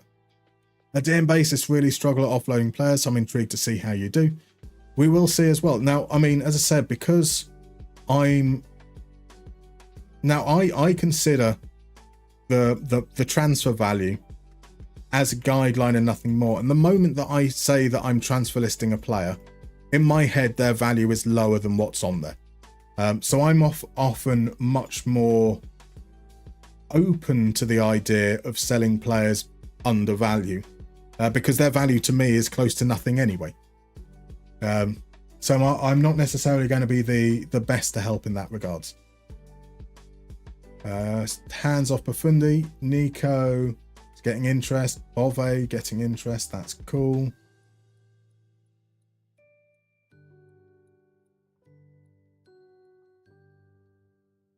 So did we have anyone else coming? Oh, Barcelona are no longer interested here. Where's the asking price gone?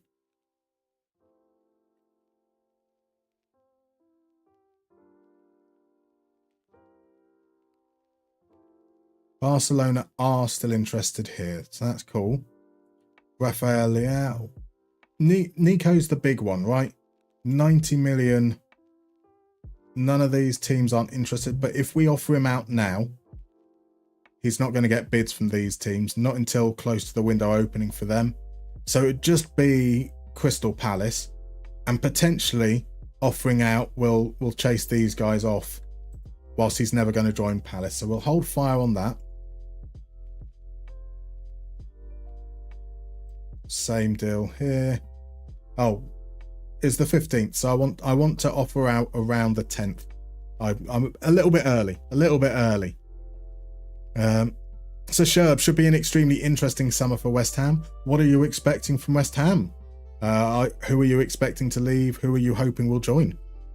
Ease off tackles. Hamer is more of a box-to-box. Hackney is more of a deep line player. Exactly.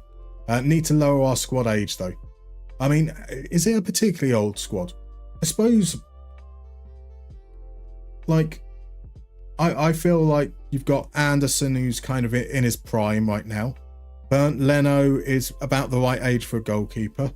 Kenny Tete has been there forever. Robinson's a good age, isn't he? Was Robinson one of those players that's like deceptively old? You think he's like 22, 23, but it actually turns around he's like 5 years older than that. I wouldn't. Yeah, I didn't realize the squad. Obviously, Raul Jimenez is definitely coming towards his twilight. Adama Traore's been around for the last 20 years. But no one knows how old Adama Traore is, because every time they try to stop him, he greases himself up and wriggles away. A first choice goalkeeper, that's a good sign. If we tell you we want all the money in the world... Wait a second, you can't afford $3,000. Yeah, I'm not... I'd understand if you were saying you couldn't afford like 30 grand a week. But yeah, you can pay $2,000 a week for a starting goalkeeper, you cheap bastards. You cheap bastards. Dan Basis reckons Son goes. I mean, I think it feels like the right time. Seems to have struggled a little bit this year, and to leave on a high like that could only be a good thing, right? So reports seem to indicate Romero will leave if Ange is sacked. We're also seemingly open to offers for players like Bissouma and Richarlison. It's going to be interesting to see. Like, Richarlison feels like he's been on his way out for the last couple of years.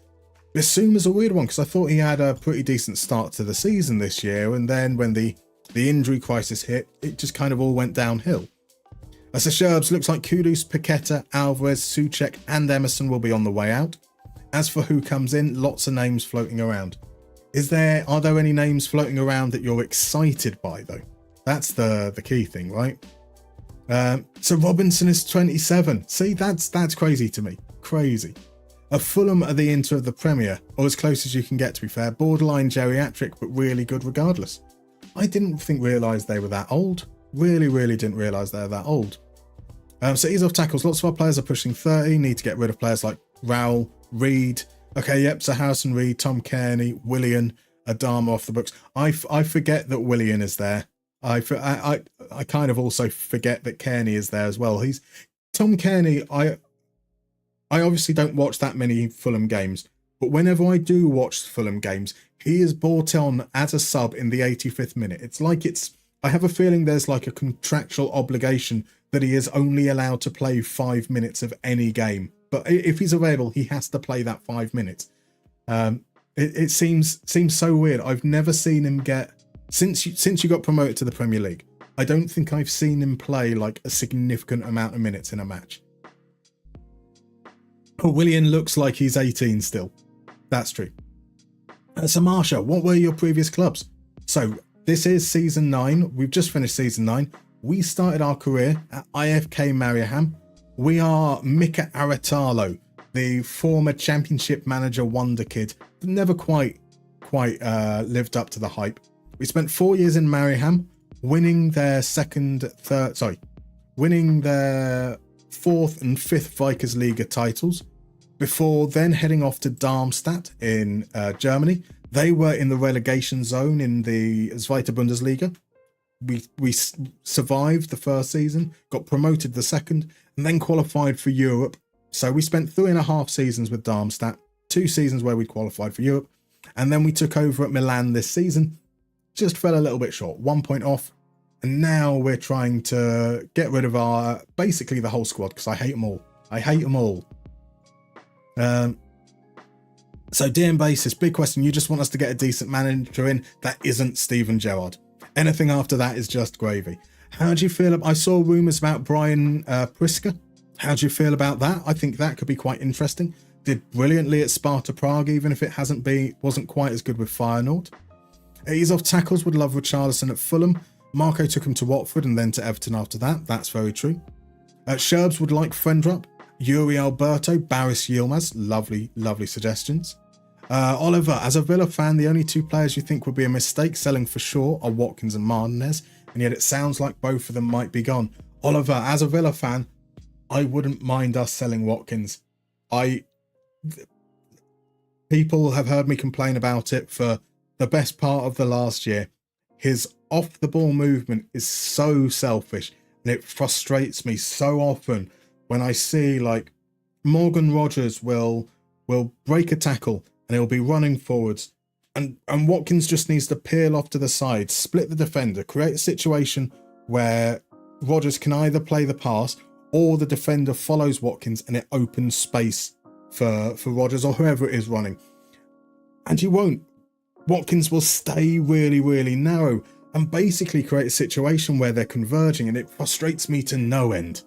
And on that note, we've got a break coming up. So I'm going to be frustrated and I'm going to see you guys in about 3 to 4 minutes. See you then.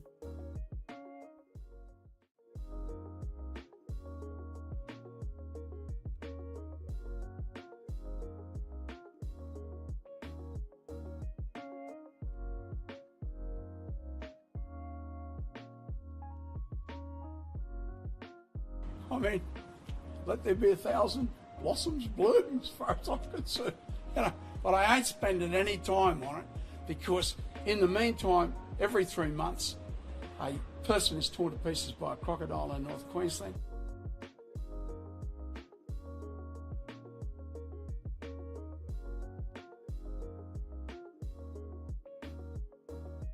You are an ostrich.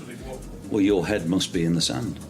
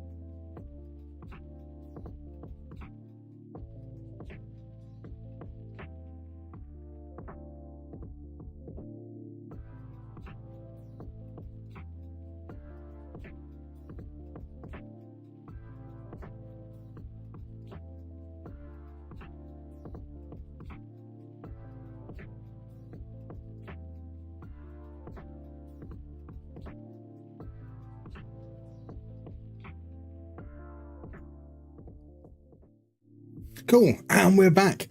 In the break, DM Basis redeemed a mini game So we're going to play a little round of bingo.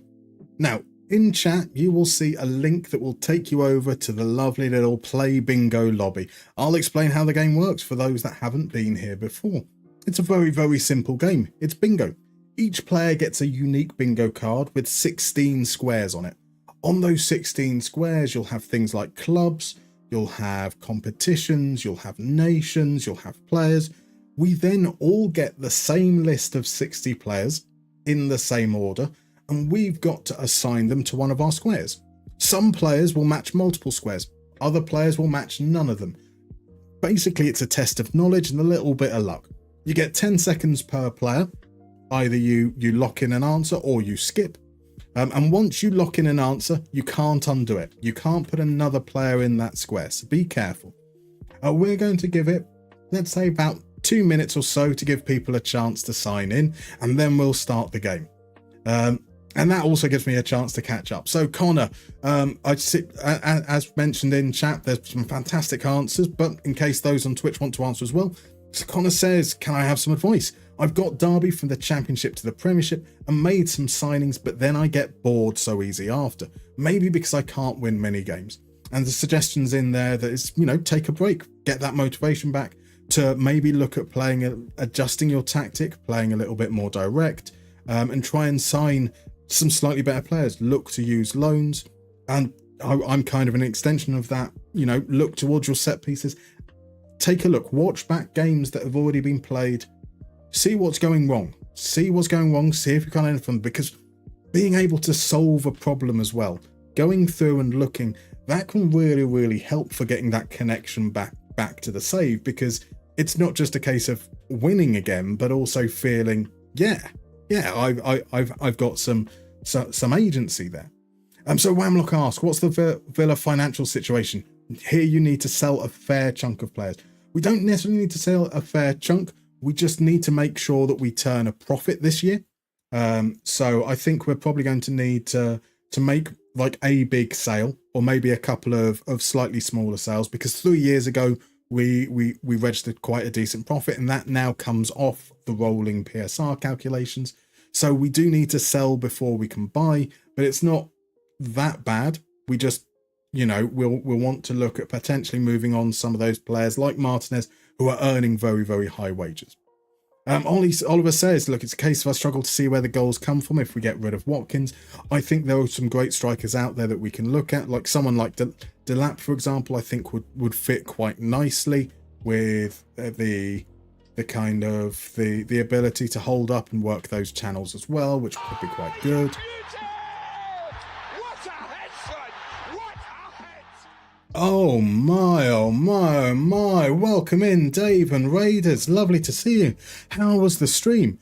And you guys have arrived at just the right time. I'm going to pop the link in for bingo into the chat just there for you now. We were about to start, but we'll give it another minute or so anyone who's just come in can join if they so wish. Yes. How was the stream? How's everything going? Lovely to see you. How are Corn? It's a perfectly normal question to ask. I'm not going to give any context. I'm just going to say, how was Corn? Okay, fair enough. It's got to rain and run.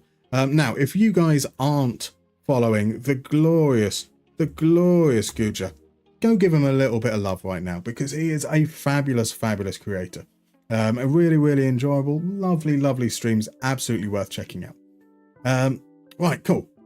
There is no Cromos. This is a good chance to get in. We are now ready to play the game, so I'm gonna start. Pop on over to your browser and make sure you're ready to respond. Now, for those that aren't familiar, I will play the first few rounds very slowly, because one, I'm slow, and two, because we get the players in the same order.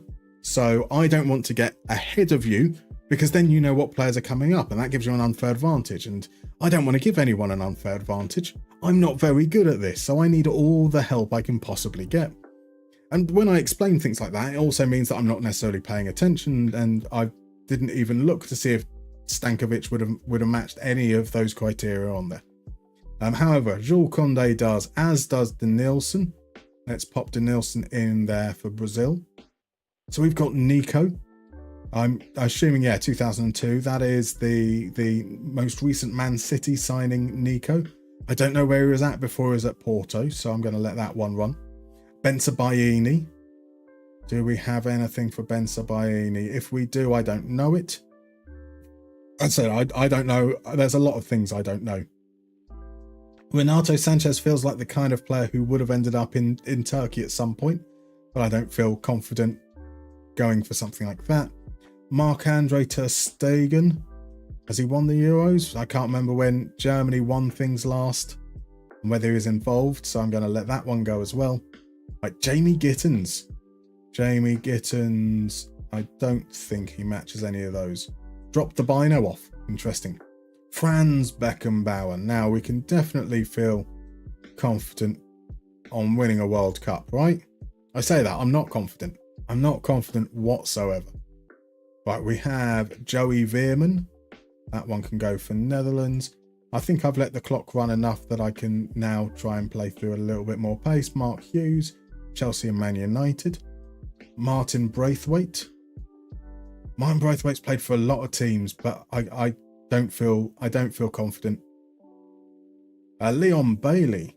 Leon Bailey. I don't think he matches any of these, so we will skip there.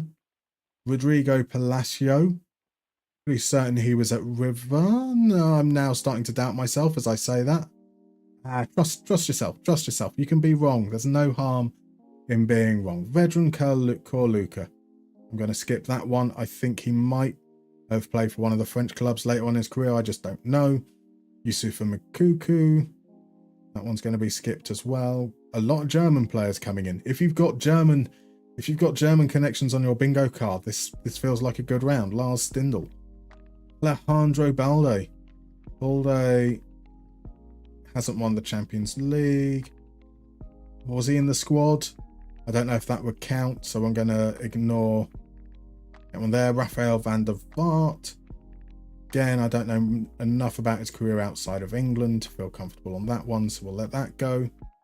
Johan Cruyff. Obviously managed by Mourinho, right? Playing Milan, Argentina, Euros.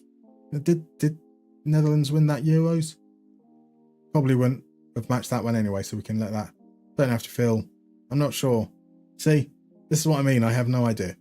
Sergi Roberto. Was he part of the... Oh no, that's not Champions League winner. That's Champions League Golden Boot. So very, very limited players that are going to match that.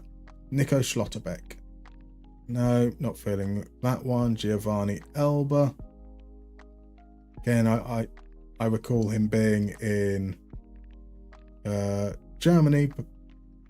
Malbronk from Lyon. Here he is now. Kyle Walker played with Milner for England, surely. Osam Ua.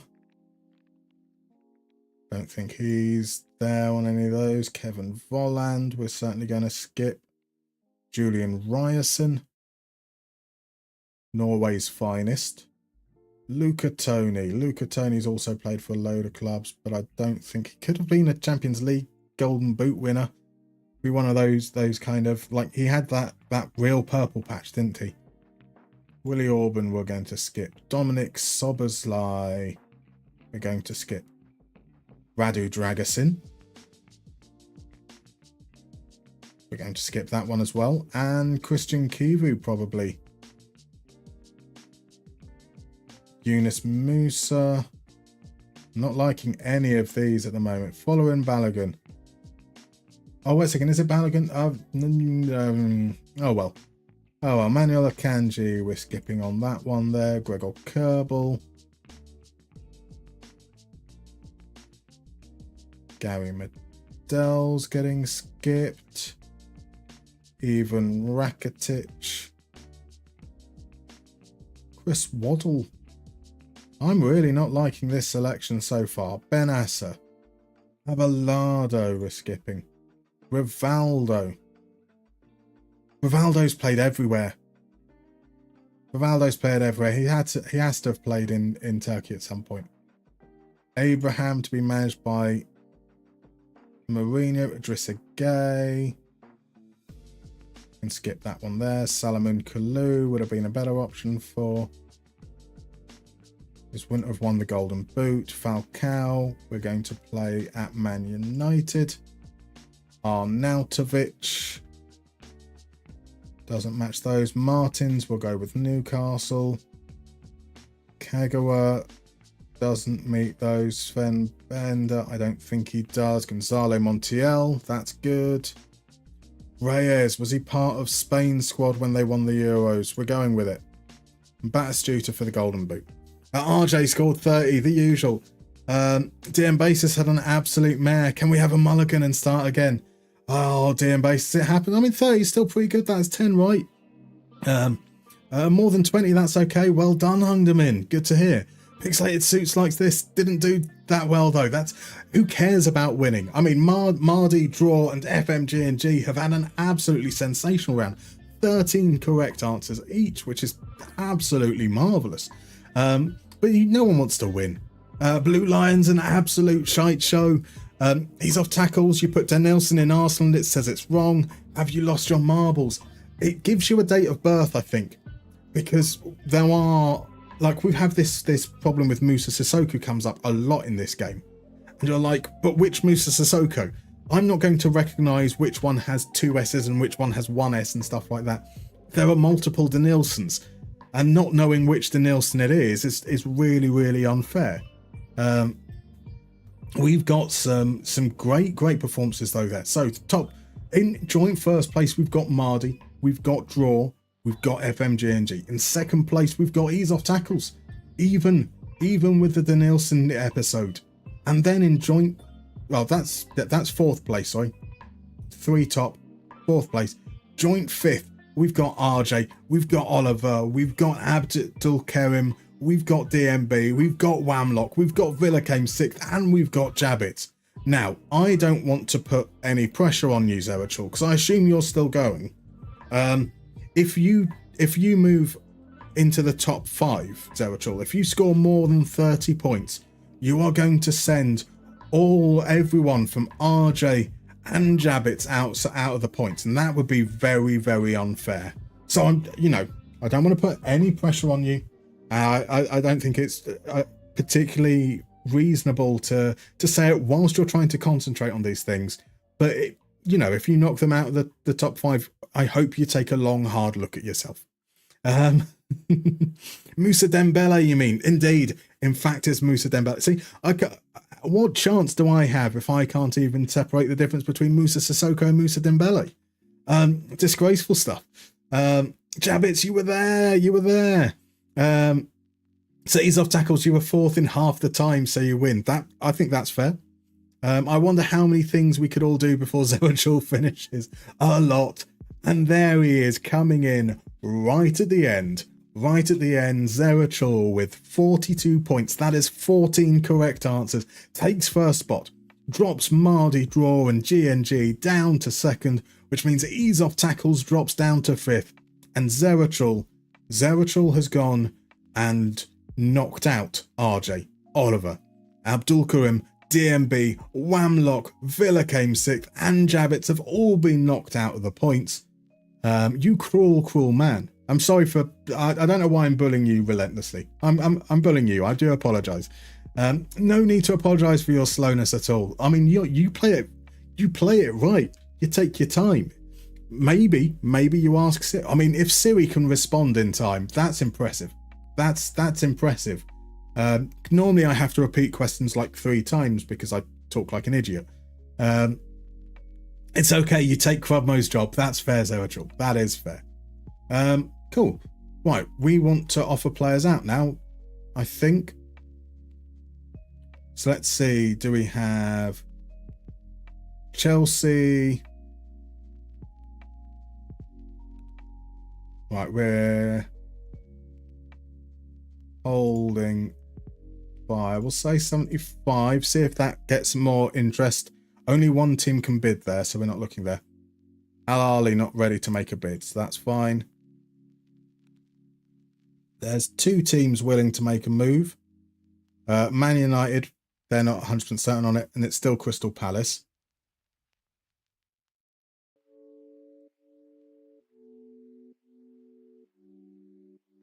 Let's try down at 75. We're probably gonna be waiting on that. Now, nobody is interested in Fataru. We'll drop that down to 50. No one's interested in Ruggieri. We'll also drop that down to 50. Now, sometimes I find that even if there's no interest, using the agent thing does bring up some interest. Right, there are 3 teams willing to bid on Beraldo. So let's see what happens here. Cool, we should get a couple of offers. That's cool. Theor. 2 teams willing to make an offer. We'll hold on Theor until close to the 1st. Loads of teams willing to spend already on Theo. Understandable. He's a really good player, even at 34. No, but apparently they're not interested. They haven't disappeared from that list, though. So because they haven't disappeared from that list, and yes, we have debt. Yes, it goes towards our transfer budget, but I don't need that money right away. That's fine. We will try it out over some months, see if that gets someone to bite. And then Caprile down, we're not worried about. We do have interest in Milenkovic. Need to wait until the transfer window opens. So those are maybe we'll have 1 sale so far. It's not boding well. So now we've dropped the price on these guys because they have no interest at all. I want to see if that does. That's what I want to see. Arsenal to buy Fataru. That could be interesting. Ruggieri. Marvellous. Loads of teams interested in Ruggieri. Hopefully we can get a bit of a bidding ward. A bidding ward? A bidding ward. Definitely the term I was looking for. A bidding war going. Even if I'm not happy with the options out there to replace them. I mean, like, Theo and Ruggieri is like 600k a week between the 2 of them, which is crazy. Crystal Palace offer is absolutely arse.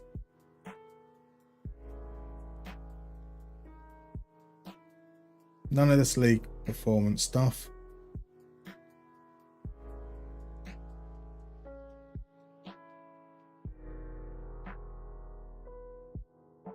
Let's see, if we were to say, yeah, you pay us that and then 2 more installments after. And then we negotiate. Bids come in for Jerry. He's most interested in speaking to Chelsea. So I'll start with Blue Neri. Let's see if I push them up. They say no. I push Real Madrid up. They say no as well. That's fine. 50 mil I'm okay with there. Agreed playing time surplus to requirements. 50 mil for Ruggieri straight up. Beautiful. There we go. And the offers for Beraldo. He's most interested in speaking to Tottenham. That's cool. Barca, though, are willing to offer more. And so, will you go up to 65? No. Cool. 60 million from Barcelona. That might mean that we end up stuck with... Well, Barcelona stopped being interested in Elena Kano, actually. So, there we go. So, do we have main targets, by the way, or just some maybes? They're all maybes at the moment. We've got the scouting there. Once we've managed to sell players, we will then make a decision on them. So, in terms of left wing backs, let's pop here. I was most encouraged by Albert Navarro. Albert Navarro, 0.21 expected assists, and none of the options are going to be as high for expected assists. But his defensive work really encourages me as well.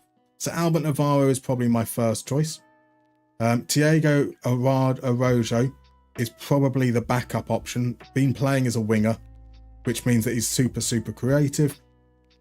Not as active in the defensive stuff, but still doing it at a decent rate. So that's kind of encouraging. Was there someone else? Emmanuel Zozi was another player that we considered at wing back, was it? No, it was Illing.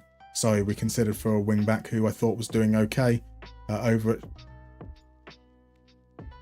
Sheffield United. But yeah. So my preferred choice is Navarro and Araujo, which does mean one less Italian player. Obviously, if we sell both Ruggeri's Italian, Hernandez isn't. And let's see, we've got loads of defensive midfielders that I like the look of. Oh wow, not even willing to negotiate. That's fine. Raul Pelaez, someone we hired as a coach before. What are our coaching numbers? That's fine. Barca can have him, and we'll just hire someone else. We'll skip that there. Ruggeri is a smart man, says Blue Lions. I wonder why you might say that.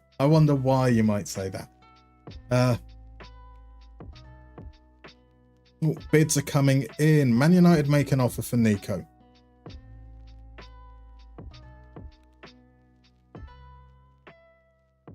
Now, Man United is the reason he wants to leave. I'm pretty certain it was them who put the bid in first. Now, 37 million is nowhere near acceptable.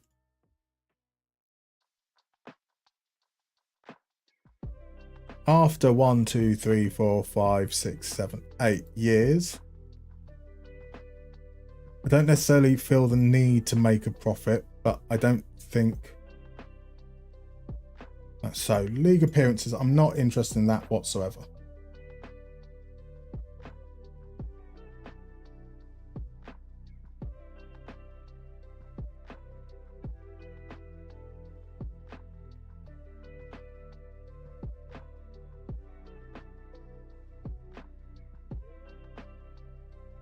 We'll just go for 40-20. That seems reasonable. That's still the same split as what we were looking at before. We suggest they come back with a quite frankly not good enough offer still.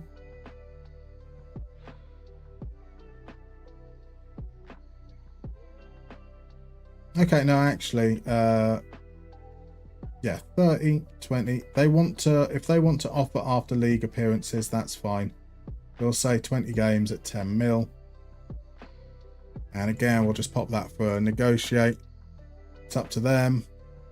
Diego Carmona is not a player that I want to sell. It's non-negotiable, but I think that if they offered me like 75, I probably would sell him, to be fair. So RJ Ruggeri likes to have a lot of teammates. The Chelsea way, right? It's the Chelsea way. Marv's in. Welcome in, Marv. How you doing, my dude? How are you doing? Am I ready for some wings and hot sauce on Saturday and cats and a wild quadmo? I am indeed. I'm looking forward to it. Looking forward to it a lot. Pixelated suits. I'd love to visit the San Siro in my life. I mean, it would be amazing, wouldn't it? An iconic ground. I mean, I was going to say what's stopping you, but I also appreciate that getting to Italy is quite tricky from across the ocean. Man United likes to buy old washed midfielders. The best types of midfielders, to be fair. Mark Gahey, 62 million is money we don't have at the moment, so we can just watch him leave. That's fine. As I say, centre-back, especially on the right-hand side, isn't a priority for us either. As usual, they do, and they bench them for players from the youth team that are better. It's hilarious. I mean, is it that the youth players are better, or that they're new and shiny? Because, like, McTominay, you know, a large part of the reason I feel like McTominay was sold was because Kobbie Mainoo was coming through, and Kobbie Mainoo was a very, very good player. But once McTominay was no longer the scapegoat, he's become McMaradona. So, you know, what does that say? The Man United way of business, proper anti-Moneyball, indeed. Should write a book about it. You should, Hungerman. You absolutely should. DM bassist, am we going to see Archie at the weekend? Absolutely. Popping over to the Crod Mods to watch the Champions League final on Saturday evening. Should be fun. Hopefully, like, if the final is anything like last year's, It's the going over and doing all that stuff that's far more interesting than the final itself. Monoball. Ah, that's good. That's good. Pixelated Suit's going to get a raft. I mean, I reckon it's possible. No, actually, no, I don't reckon it's possible. I don't. That's a very, very irresponsible idea. Instead, hijack a plane. Much safer approach. So Zeratul, they do it when you're at youth. When your options are Casemiro and Eriksen, most youth players are better. That's a fair... I mean, well, it's an unfair characterization, but also very, very true. Right, am I willing to... The last offer I am willing to make. Still need to give me at least 60 million for him. That's me letting you underbid us there. I think that's very, very generous and reasonable. I expect they'll withdraw. That sounds like a great time indeed. RJ, 10 years earlier than I'd have taken them. That's fair. Isotokos, you're going to be at work for the Champions League final. You work at a bookies. Such fun. Oof. Working by yourself as well. That is going to be, yeah, that's going to be tough. An in-person one as well, which I suppose, I don't know if that's better or not. For a while, I worked for, like when I was 18, 19, I worked for William Hill in the call centre. I lasted maybe about a month. I think, like, the job wasn't difficult. It was just dull as hell. I woke up one morning and was like, no, I don't need to do this. Just, I really, really don't need to.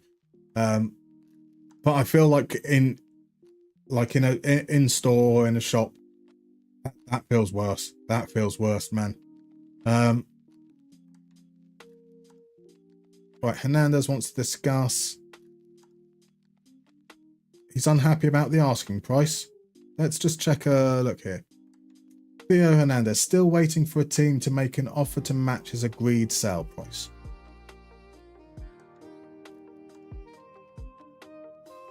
Does it say where that agreed price is? We'll have to go here. So Theo Hernandez, ensure the player is sold for a bid of 11.75 million euros. So I'm happily going to discuss it with it.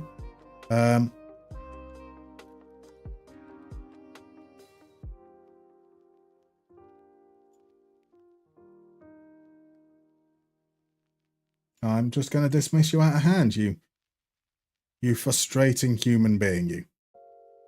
Arsenal have come in with a loan offer. However, the mandatory fee does take it up to 58, but we'd be spending 130 grand a week. So cool. Let's just straightforward, 65 million. That's your thing. Cool. More withdrawals there. Hernandez, you can go and find yourself a club, and hopefully we'll get some responses there. Door is getting locked at 9:30. You work at a William Hill shop as well. Ah, there we go. Oh yeah, I don't blame you for wanting to lock the shop before full time for sure. Ryan's in. Welcome in, my dude. How we doing? It's good to see you. We finally finished our first season with Milan, and we finished second, and we lost the Champions League final. And now we're struggling to sell basically all the rubbish players that I don't want. I say that we've offered out a few of them. Beraldo and Rogeri look like they should be on the move. Fataru's agreed his deal with Arsenal, so we're just waiting on the work permit there. And then yeah, our next volleys of offer out will be just before the transfer window opens. That's a better bid. That's a better bid, Man United. It's a shame it's non-negotiable.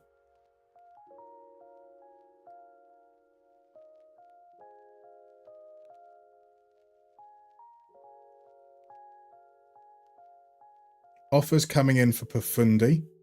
He wants to go to Tottenham. That's not going to happen. They're all going to be rejected out of hand. Let's see. I couldn't accept that. I think a fair number, and he's not going to like this. You need to offer 60, and then I'm going to say no to you.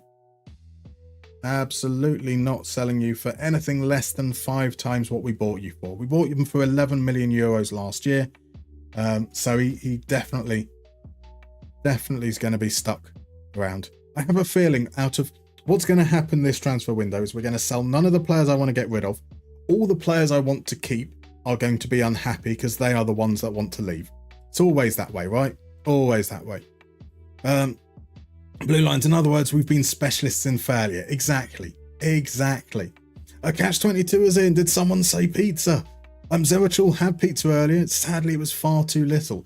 I mean, you've still got hours left of the evening. I mean, what better time than now to get more pizza? More pizza. How you doing, Catch-22? It's lovely to see you, my dude. Right, Ruggieri, we've got work permit for Chelsea. That's perfect there.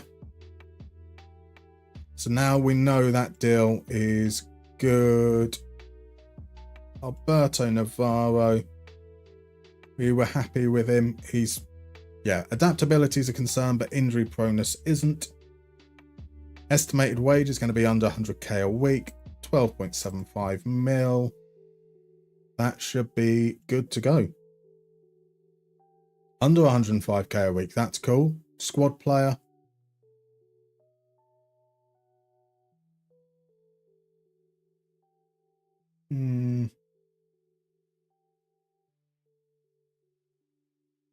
Damn, I was trying to bypass that without having to say the next bit. I'll say that. We are the only team interested. Okay, I didn't want to say I want to negotiate you down in case there are other teams interested, because I couldn't remember seeing if there had been any. That's not... Like, he's still going to be so much cheaper than what we've had before, so that's absolutely fine. So we'll try 11 mil. I will remove these bits here. No, we'll try 10 mil. So that's 16. Then we'll go up to 11, 14 and a half.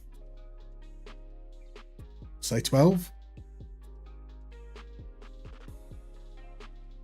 12 and a half. Right. 12.75.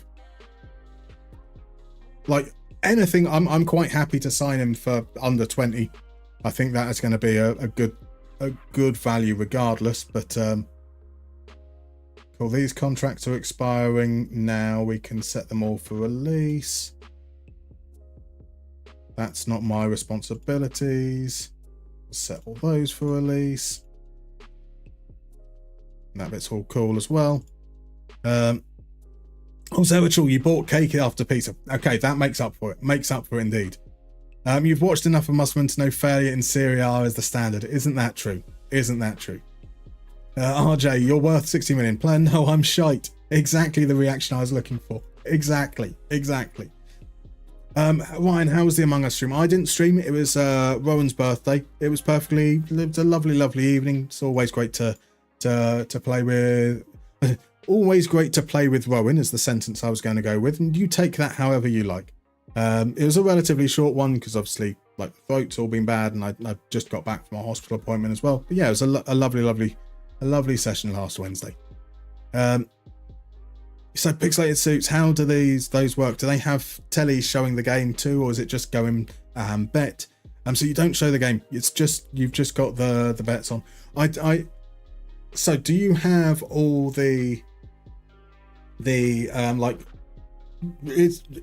most of the William Hill shops I used to go into, it would have the horses and it would have the greyhounds. One of the advantages for working for the call center for William Hill was we had everything on.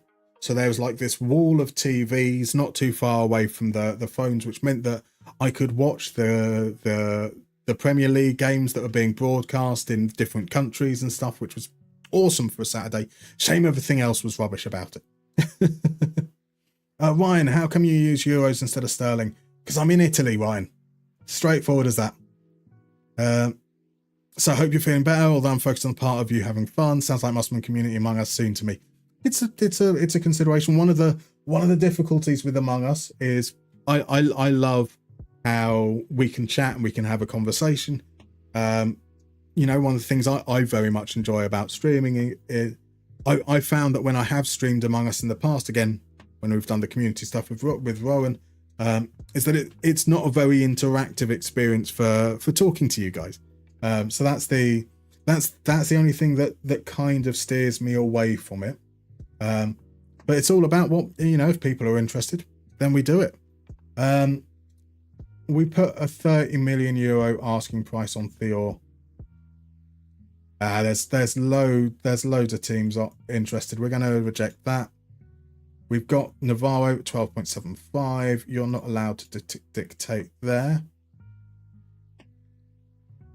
79 is quite reasonable. Let's get you down to 70 though. Very, very high signing on fee. Let's actually push you up to 85. Let's try and get that down by a bit. That will do nicely. 24th. We're going to a couple more days. We're going to discuss this with you. The finances weren't right. Oh, cool. In fact, yeah, I'll say 66, and that allows me to reject bids underneath it. I'm not going to try and sell him for 66. But his value has shot up a bit, and there's loads of interest, so we'll say at 50. And see what comes from there. Fataru moves. That's our first transfer sorted. Fataru's gone. 50 million is very nice. That will give us some money. So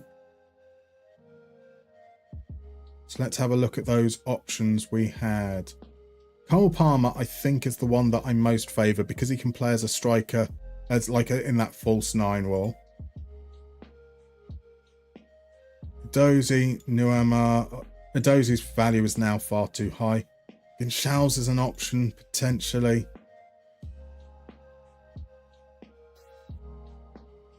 Mosconi is left-footed, isn't he? He scored 17 goals last season. Could be Mosconi. Right, Cole Palmer is the first choice, though. Let's 120 to 160. PSV are looking to raise funds, so that's fine by me. Both of those are reasonable. So they're looking to raise funds. I think we can get him close to the bottom. Maybe not. So they're asking for 50 overall. So let's try in at 35. That's 42, 45 and a half they've gone for there. 38 is still absolutely fine by me. So yeah, we'll hopefully go there. Right, Blue Lions is off to the pub to watch the game. Good luck tonight. I hope you enjoy it, my dude. Thank you very much for dropping by. Ease off tackles. You have the horse, the greyhounds, and the virtual races live. Rest of it is just mega fast updated screens behind the desk of live scores. People asking, but usually just have any big match of a stream on my phone. That's the thing. As long as you can watch your phone whilst you're working, that's the important bit. But you don't get to choose your role. Squad player is perfect. 135 is great. Again, we're going to push that up to 150. We're going to try and drop this down a long way. And to make that worth his while, we will offer a minimum fee release clause of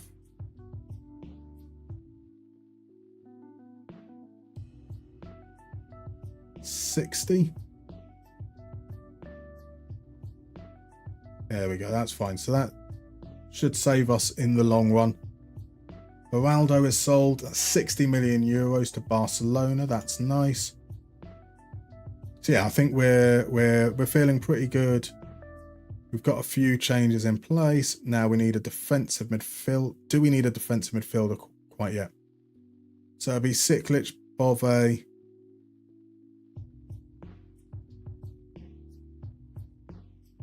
Kari, Bove, Kari, Bove, Kari, Bove, Kari, Bove.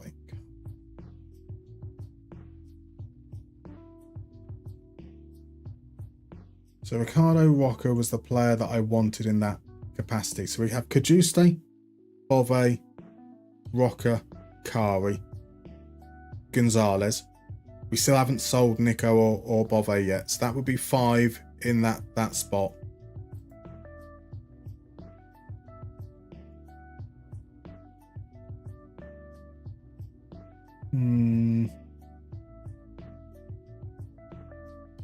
Oh, we might not be able to sign him anyway if Al Riyadh are interested. Okay, that's not too bad. Maybe we're all right. A winger who can't score go to Arsenal. It's almost like it's meant to be, eh?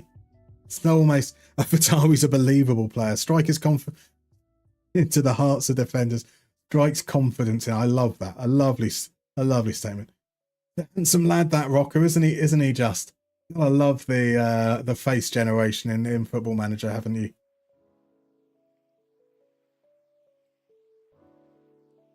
What's his wage demands?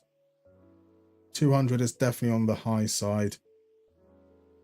Not willing to move on that. I expect with that we're going to be looking at close to the 42. We're probably going to be looking. So we'll lock in 10%. They say 43. We say 38. We say absolutely no percentages of profit from here on in. Soroka, I like as that defensive midfielder, the defensive midfielder who defensive midfields for us. But I think that if Barca make an offer, we're not going to be able to compete, so that's fine. Important player. Win the Serie A is part of our vision, so that's fine there. Not going to make a promise there or a promise there, and I'm naturally going to send him on courses, so that's fine. 195 is okay. Going to remove the sell on percentages. Right, 200 is the top that I want to go to. Let's try and get that down to the whole package being 6 mil. And minimum fee release clause on 40. We're going to spend 40. You'd have to give us 85.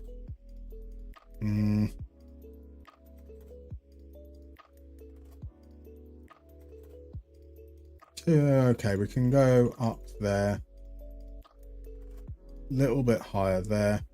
But also we've got to go higher here as well. No, I really like Rocker, but I'm not willing to go that far, unfortunately. Ryan, still on the job hunting? Had your first shift at a new job today? Congratulations, Ryan. I am indeed. I am very, very frustrated by it all. But I mean, let's be fair. The last few weeks I've been ill, so I haven't been that great on that side of things. Mr. Momo Man, when you lock clauses you add for the other club's benefit, it feels like it makes the transfer worse and they end up wanting more. You want to give me exactly 10% more money. Now I want 10 million more. I find that it can, when I've done testing, is that locking in does work nicely in certain situations. I think generally speaking, I will pay more attention to what happens during the conversation with the agents. I find that when teams are looking towards the lower part of the transfer range, that you can get it even lower with percentages more often than I can get it lower when they're looking towards the top end, if that makes sense. Right, okay. I think that's a time where we're going to call it. There's obviously the finals about to come up. I want to grab something to eat in that time as well. I am thinking a lot about pizza. Even though I don't think my throat will thank me for it. Who cares? It's pizza. So yeah, we should be back, or we will be back on Friday. So we'll be looking same time as normal, 5 p.m. We throat allowing, hopefully we should be able to go through and have a long session, make some more transfers as well. We've made some progress, but we've still got a little bit of time. So look forward to hopefully seeing you there. Now, YouTube. I can't raid out, so I won't. We're going to end the stream on YouTube first. If you're in need of more fix of Musterman for whatever crazy reason. If you head on over to the click on my name just underneath the video, head on over to the channel and check out the latest episode. New Moneyball Clinic dropped earlier today. Worth checking out. And see you guys, YouTube, on Friday.